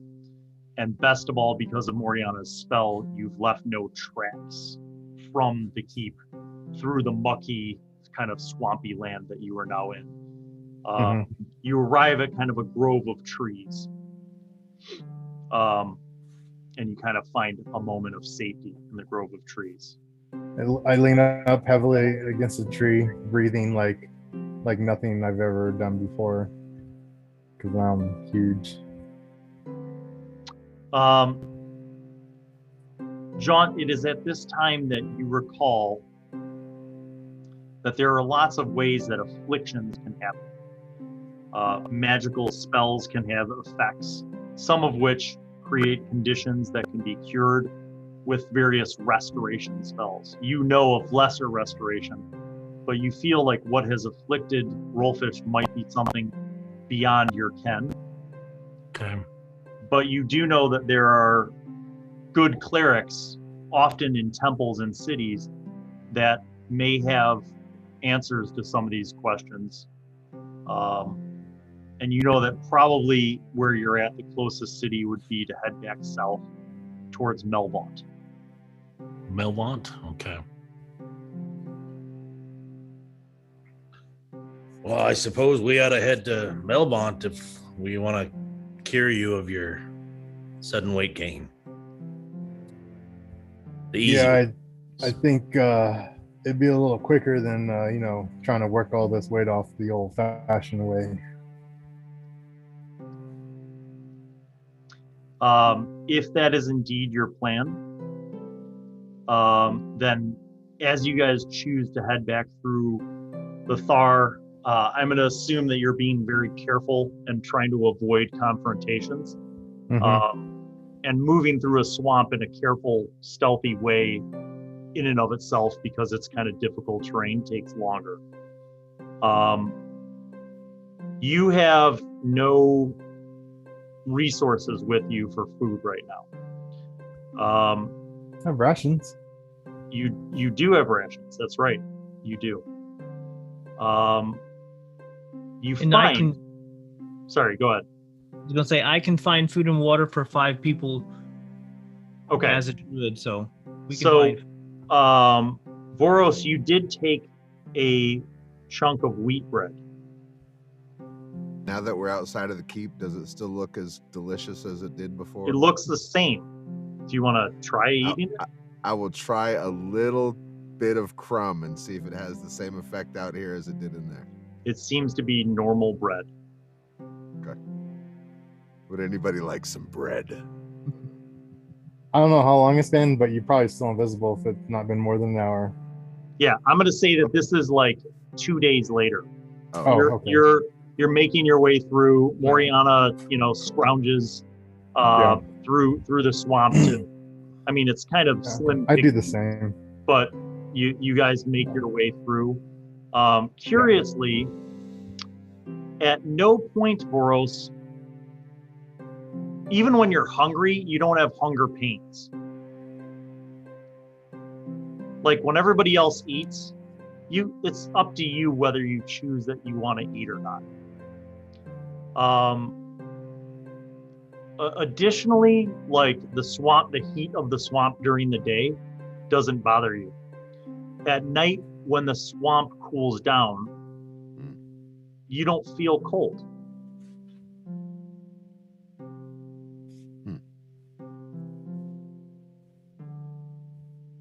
That's pretty awesome. Nice. At a certain point, each one of you make a survival check. Difficulty 20. Jesus. Got a 9. 13.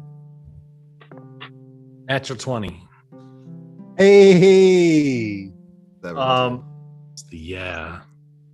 Where's my camera? Yeah. Yeah. Nice. Okay, so Jaunt, you carefully navigate your way through the swamp. You're very confident that Fharlanghn is guiding you correctly through this never-ending swamp of the Thar, back towards the Moonsea and back towards the civilization closest to where you estimate would be Melvant. Vörös, you are kind of just curiously discovering, that while you have less of it's not that you have less of an appetite, but you don't feel the pangs of hunger. And you don't seem to feel the extremes of the hot, humid, swampy kind of terrain or the cooled down, evenings. Now, does it feel unnatural, or does my resistance feel like it's a part of my ancestry to the Yeah, this doesn't feel like a draconic thing. This feels like there was something about that food. Penicillin, baby. Penicillin. Despite these seemingly like endurance-based abilities, you yet feel like you fatigue in the travel a little faster than you used. Just ever so slightly, you feel more like you need to stop and catch a breath every once in a while. Rolfish, you are walking along. What did you get on that survival check? I believe it was a 13. Okay. As you're walking along, you kind of stray off to the side and you slip and you fall into a patch of water. But instead of sinking, you float on the top of the water. Just lay there for a second. I'm like, what the hell? Yeah, you're floating. Is he buoyant because he's huge? You look over and see this happen.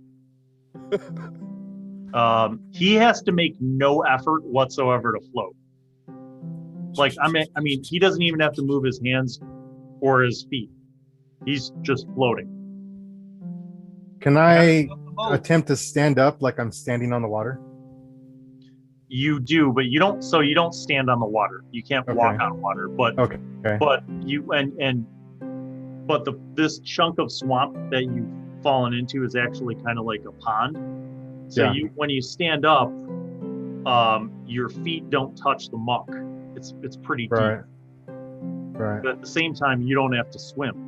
Like you kind of like lean forward and you're just floating. Yeah, I'm like a freaking buoy in the ocean, kind of, right? Yet, it would seem that your weight would not. This also doesn't feel like it's necessarily correlative to your weight. No, of course not. I'm just picturing myself how I look in this pond like a buoy. Yeah. I get back to shore, clean myself off with prestidigitation and all that. The water, when you crawl back up onto the shore, the muck is on you, but the water beads off of you. Right, in an unnatural fashion, I imagine. Yeah.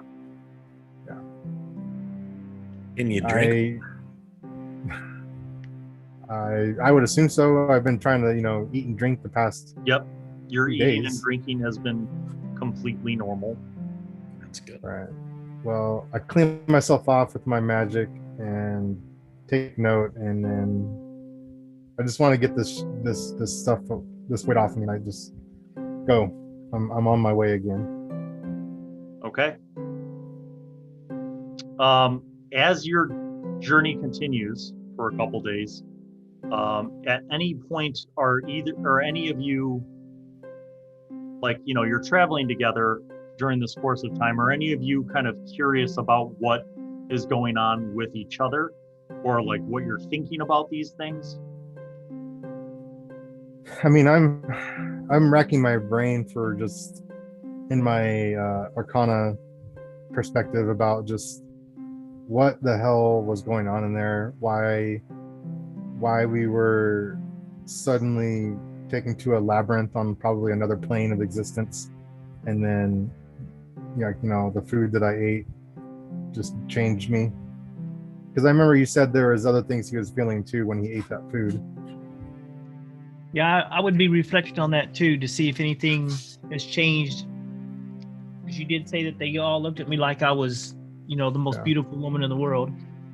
Yeah, I don't know if that effect is still there or all not. of you feel not necessarily the most beautiful woman in the world, but definitely there's something just like you feel like as you're making this trip through this swamp, like Moriana is just a positive person. Like you have a better feeling about her. Like you feel like you could trust in her to guide you through this swamp. She's just, there's something just brighter about her personality that you sense that, is different.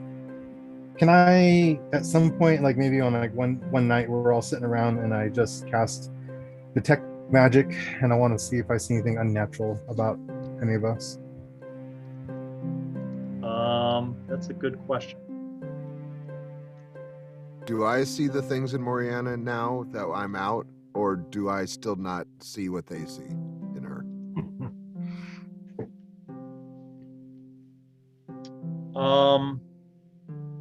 No, you definitely, all of you guys pick up this same thing about Moriana. The light, Mm-hmm. her inner glow. Yeah. You're glowing, honey. Yeah, right. And I do this as a ritual, casting detect magic. You cast detect magic, and other than the items that you guys acquired, you don't pick up any magic emanating from any of you. Okay. So weird. To those of you who I sent secret private direct messages over Zoom, whether you choose to reveal that is up to you.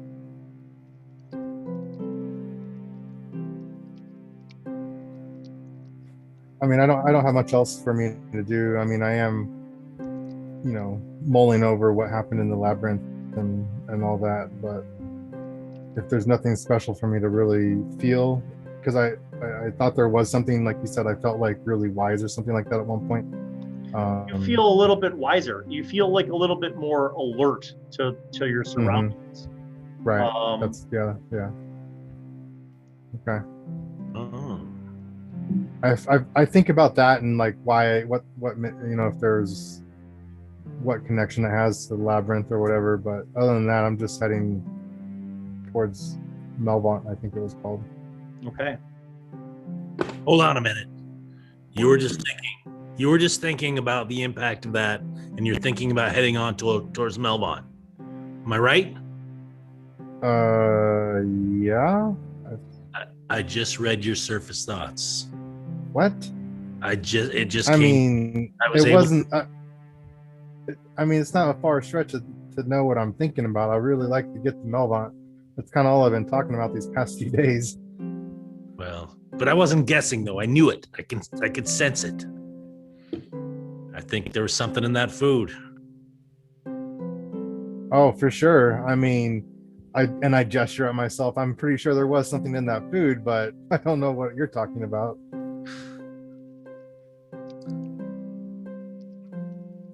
I think I've been blessed with an uncanny ability. I feel lethargic, like I am not sustaining my energy correctly. As he says that, Jaunt, you sense that there's an underlying concern from Vörös, that he's concerned about his health not being what it once was. You're concerned about your health not being what it once was, Vörös. and yet he finds it perplexing that he doesn't feel the pangs of hunger, nor does he feel the extremes of the elements, which he may not have shared with anyone out loud, but now you know this. You're puzzled by your condition, but you don't feel the discomfort of heat or cold. And that's right. Yeah, see? I'm telling you. But is it because I did not eat? Or chose to eat very little? Jaunt, do you want to try to go deeper into his mind? Sure.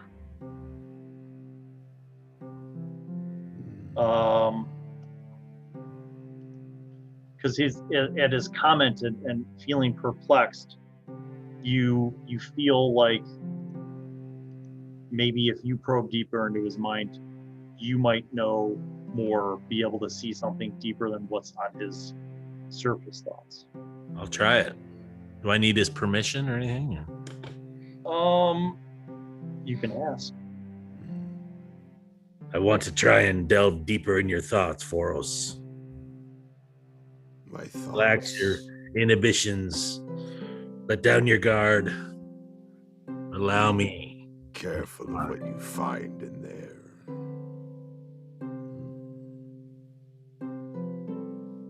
You have impure thoughts about Moriana. We all do. There's nothing wrong with it. It's quite wonderful.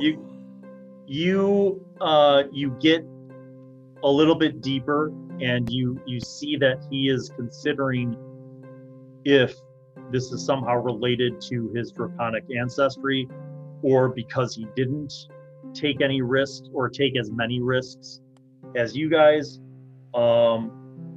And you find through kind of analyzing his thought process and his deeper thoughts that there's a little bit of a mix of self-doubt as to whether he should have been more bold and should have consumed more, but also an uncertainty about the meaning of these apparent new conditions that are upon him. I pass all that along. And I also add that I think maybe was the significance of, I think it was Rhett, who was asking if we were gamblers and risk takers. And now that makes sense. Or more sense. As you mentioned that, it occurs to you that Rhett told you something about leaving and then coming back. Yeah, he said he went and had everything he wanted in the world, but then apparently found his way back. And you recall that it was because he was reviled, despised, and even hunted. And that's why he returned. As you guys make your way through on the fourth day, you're kind of coming out of the southern end of the Thar, and you see, kind of drier land. Essentially, you're coming out of the swampy areas. You see drier land and no cities or anything, but you kind of up ahead see like a farm in the distance. I got a curious thing I want to do. I want to take my dagger and see if anything happens when I cut my arm. You feel pain and you bleed. Okay. I was just wondering, because if the people we encountered in there have been there for centuries, like the statue is telling us, then are they really dead or alive or what? So I was trying to check my own self to see if I'm dead or alive or something. So I'm gonna take 1d4 damage. Yeah, just you take like a hit point because you're like, ow, like you cut short. Like you definitely are real. You definitely have real skin and Okay. blood. Just had to be sure, had to check. I was gonna say, do we see that happen? Like, Yeah. oh, You do. a little worried And I about. tell them, just checking I'm still me. Thinking about a lot of things, which I'm sure maybe you're hearing right now as I talk about it. As you guys Find emerge out from if- the Thar, you kind of are walking across open land, and you sort of get to like a dirt road that heads south. And maybe now a quarter mile away, you see a farm. You see the land for the farm, the crops, some corn, and you see the farmhouse and a barn. You see some open grazing land, but you don't see any animals in it. And you don't see any people moving around at the farm. Is the vegetation kind of overgrown, or is it tended to? It looks a little bit overgrown. Like it looks like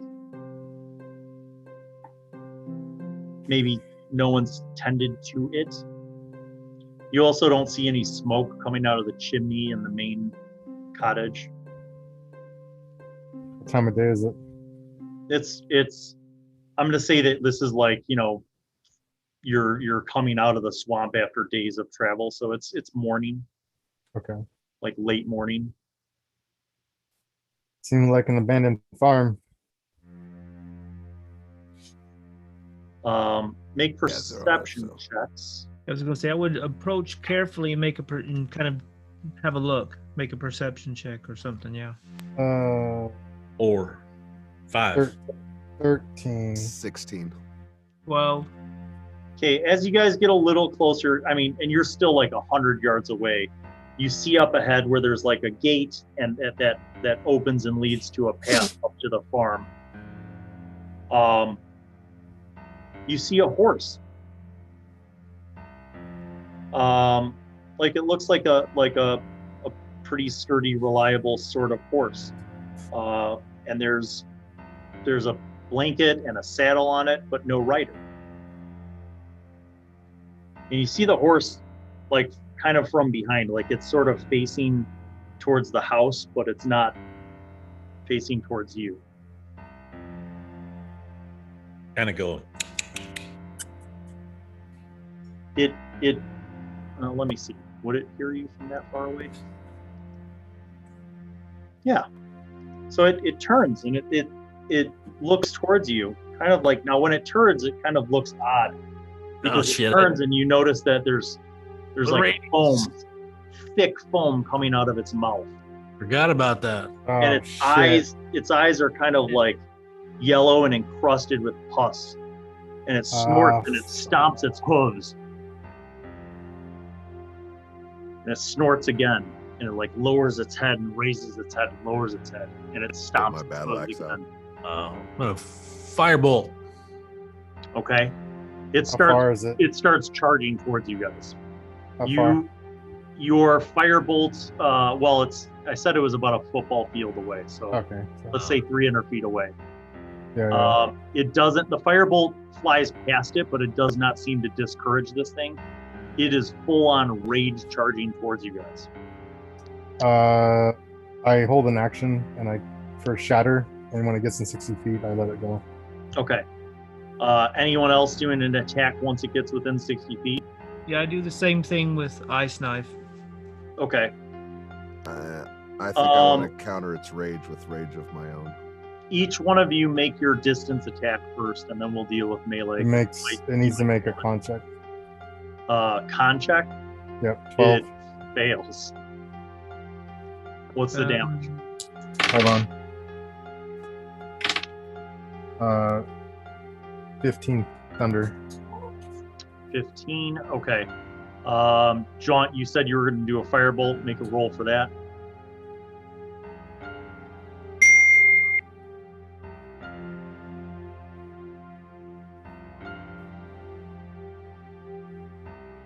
And then Moriana, you were going to do ice knife. Yeah, he needs to make a dex for that. 15. 15 will hit. Roll damage.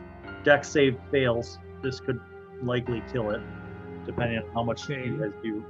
That is 1d10 piercing. 8 points damage. It's 8. It's 10. 10. Oh, nice. You drop this horse drops, and it momentum carries it, so it's like rolls and just dead on the Right. How much noise does your spell make, Rolfish? Let me read that real quick. A sudden, loud, ringing noise, painfully intense, erupts from a point of your choice within range. Blah blah blah blah. Okay. In the distance, Moriana, you have a very high passive perception. Mhm. You hear the sound of cows mooing, like somewhere beyond the barn. Like, Oh no! and you hear like, Oh no! The cows are coming.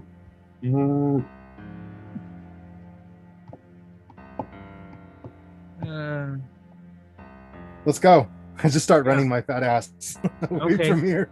Are you guys The going? cows are probably no. You the going cows are no straight down different. the path towards the Moonsea, towards Melvaunt, or are you going to try to make your way to the farm? What are you doing? I'm going towards Melvaunt, away from the cows. Running. Yeah, Okay. Moriana is kind of torn because I know that these animals are not natural, and I would actually like to put them down. But if all my companions start going the other I way, mean, if you shout for help, Rolfish will stop, but it's up to you. I'll stay. kind of with torn, you, but Moriana. I'm As just letting you guys are on the Rolfish will help road, you. and like Rolfish started to like let's go guys, and he's like running down the road, and Moriana's like, I'm not sure. You look and at the crest of the hill where the farm and the barn are, you see 12 head of cattle just like lumping over, and all of them have like enormous amounts of foam and my drool, God. and like their eyes are drooping and like infected with like pus dripping down their faces, and there's like one bull and this 11 cows, and the bull like is like, and there's blood dripping from its mouth as if it's been eating something, meat of some kind. how far away are they? They're about 100 feet away. They kind of stop in a line, and the bull made the big loud bull bellow, and the cows, all of them look like they're infected. There's flies like flying around them, like more so than a normal farm. Like they're clearly, they look infected more so than the horse did. Like you could see there are large pustules like all over them. Do we know from that? Can they be healed, or are they they're done? I cannot answer that on the grounds that it might incriminate my campaign. Right. No, I was asking the guys if we knew from early We don't. on in the campaign. We don't We know don't know anything. shit. We don't know anything We about don't know them. nothing. We just been hearing about this affliction, and that's really it. You know, I ran into some like what was it, wolves or coyotes or whatever, when Right. I was first introduced, and I met Moriana and Jaunt. But that's the only time, and we've actually seen them, but we've been hearing about it. That's really the gist of what we know, I think. So if we're just gonna stand here and think about it, I'm gonna cast Moonbeam on the big bull. Okay. Okay. I turn around now that I see they're engaging. I stop running. Okay. The bull has to make what is that, a con or dex? Con save. Con Con. save. Well, fortunately, diseased animals don't have great cons, so the bull fails radically. What's our pain here? That's a 2d10. Oh my god. That's 11. Oh, look at Moonbeam. What a fascinating spell. Yeah, I It's a can great move it spell. then too. Okay. It is obliterated by the radiant flame of the moon. It just drops. And when it drops, several of the pustules pop. And this pus like Oh comes my out and God. splatters the other cows. And the cows like they're dumb as hell anyway, but they're diseased and so they're dumber. So they just kind of like moo and they like sniff at it. And then they start biting at the bull's corpse and ripping it apart. Yeah, if they go into the 5-foot radius, then they also have to take. So then So- another one of them just takes damage and it's like, and it falls over. How many more are there left? There's 10. I'm gonna Okay. take a piece of my bread and throw it at them and see if they'll eat it. I'm like back They up. don't to eat it, everybody but else now. they notice you guys and they start moving slowly towards you guys now. God. I cast Shatter again, and I try to envelop as many as I can within Shatter's range. Okay. Mike, are you progressively moving Moonbeam? Right, I'm gonna move it.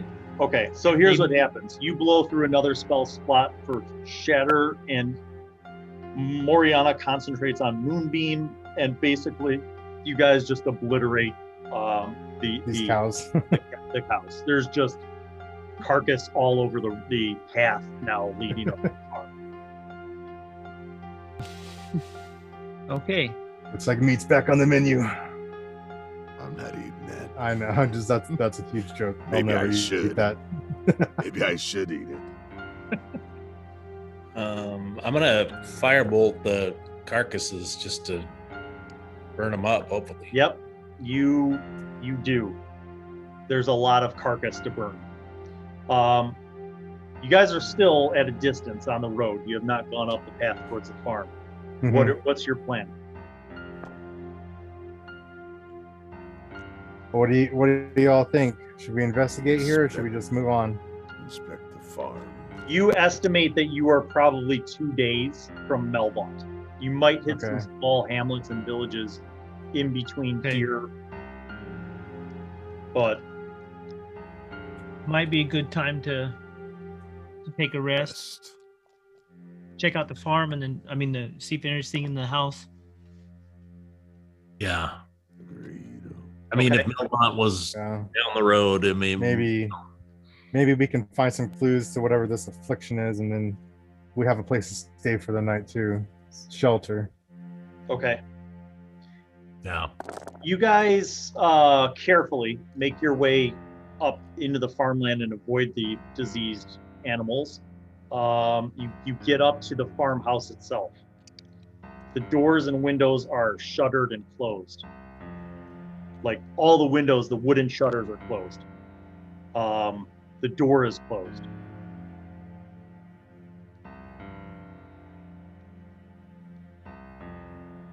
How close are we? I shout out, "Hail! Is there anybody there?"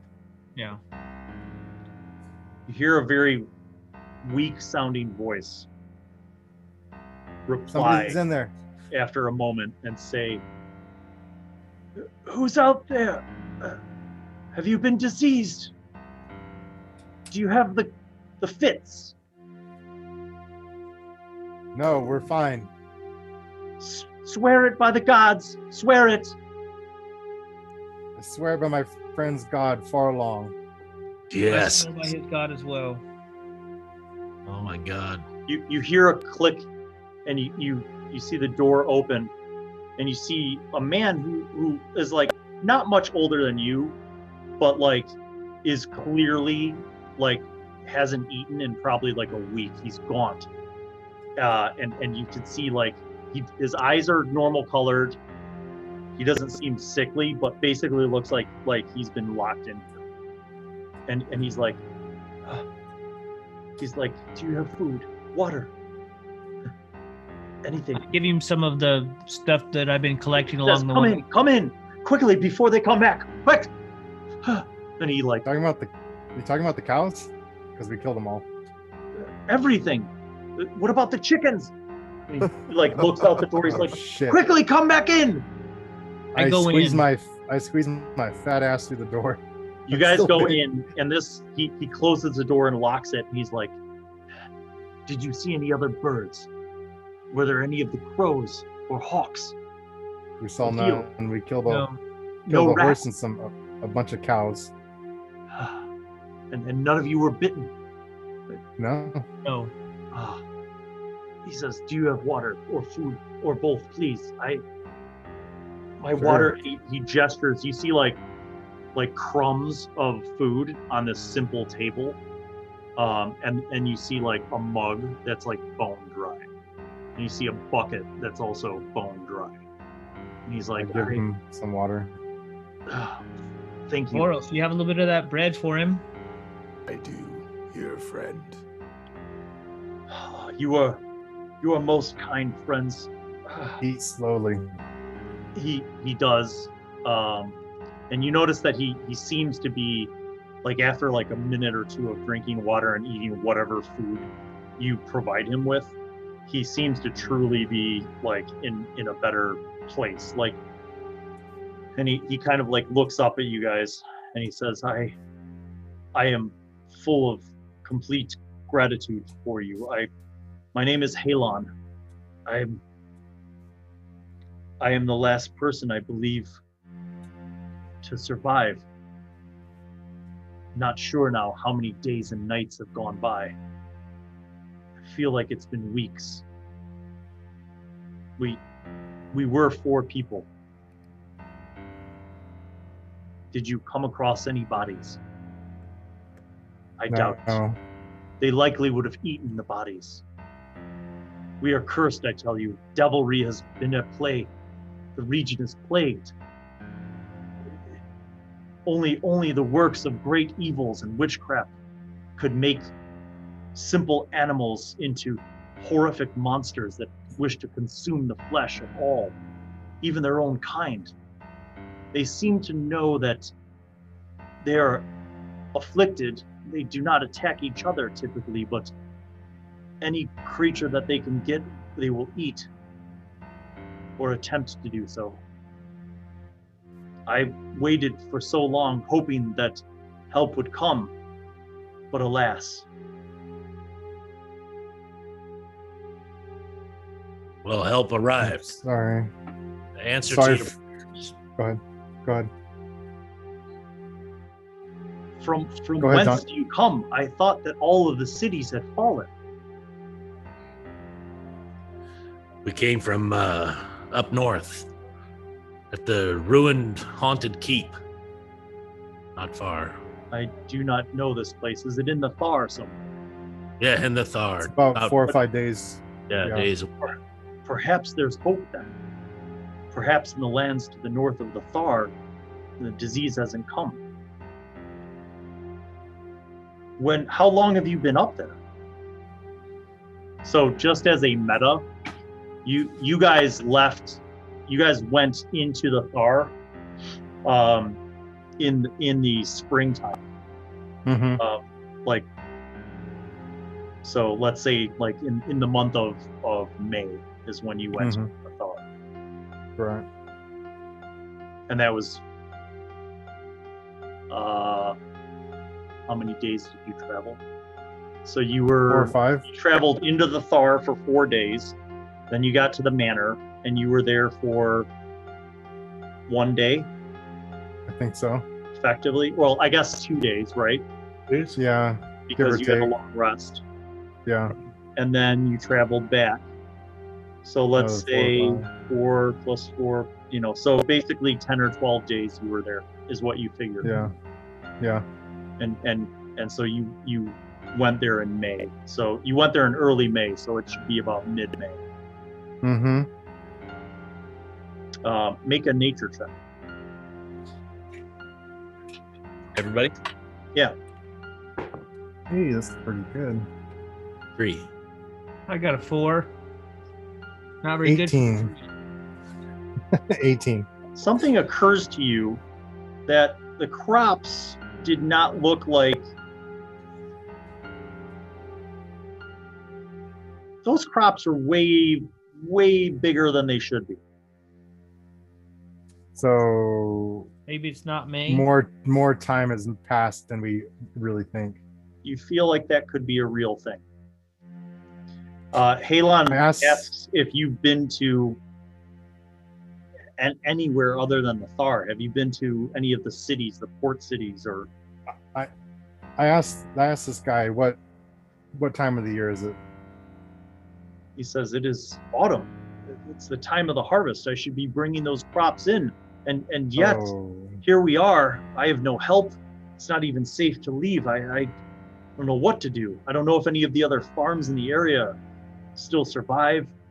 I don't know if any of the villages or cities still live. This disease came in the spring, and it's spread throughout the region. I look at my companions. This isn't good. This entire summer has been nothing but plague and death. I think we stayed a lot longer on. There was some sort of time shift that we stepped out of here when we were in that labyrinth. Because, and I tell the guy, we went to the Thar in early May, and we've only been up there for 10 days, in and out of the Thar. And you're telling me it's autumn? It is, my friend, it is September. September? You have been gone for 4 months. To us, it's only been 10 days. I think not. He says, you did see my crop rotting in the field. Yes. It should have been harvested. Yes. Yes. I left the port city of Fharlanghn in spring, and it was fine. There was no plague or disease. The first sign of it was what was for us, just days ago.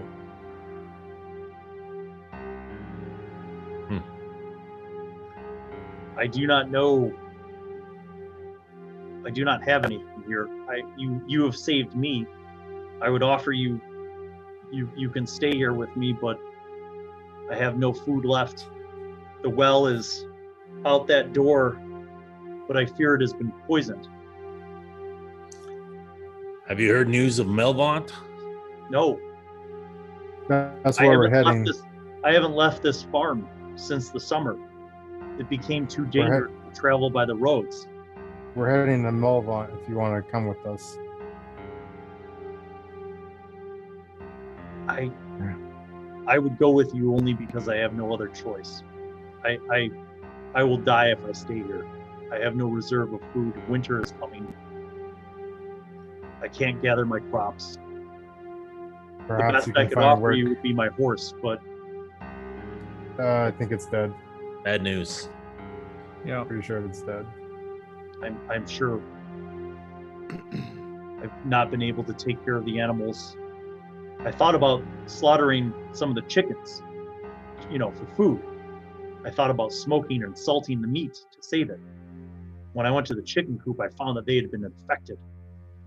And that's when they attacked Grünewald. Well, perhaps we can stay the night here and then leave tomorrow. We're pretty stout adventurers ourselves. And despite how I look right now, I have some sort of weird affliction going on, a food allergy. Doubt, all right. And you can travel with us to Melvaunt if you want. I will. Thank you. And he gestures to the simple accommodations in his cottage. And you guys kind of look around. It's pretty basic. There's definitely no food or drink other than what you have with you. Mm-hmm. And having traveled through the swamp, though, you're glad to at least have a dry place with a clean floor to sleep on. So you gather your simple items, check all the windows and door to make sure that they're reinforced. And then you guys begin to rest and prepare for your journeys. And that is where we'll end this very epic, getting caught up episode of the Moonsea Adventures. Thank you, as always, for watching. Thank you to all of my patrons for your continued support and for all of the subscribers. make sure that you click on that little notifications bell so that you don't miss the next episode. And we'll find out what happens with these guys next time we see them. Peace out. See ya.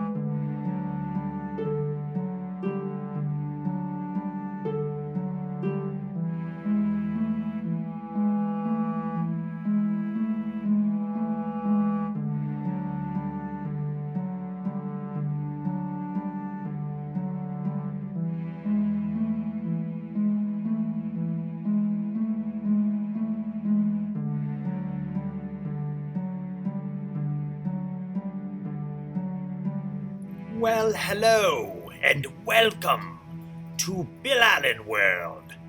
I am Wizzy, the Wizard. I'm back once again to remind you to subscribe and click on the notifications button, and also watch videos that are over there. Tune in to the next episode of whatever show you were just watching, and watch other shows featuring Bill. He made me say that, because he's a narcissist. Okay, bye.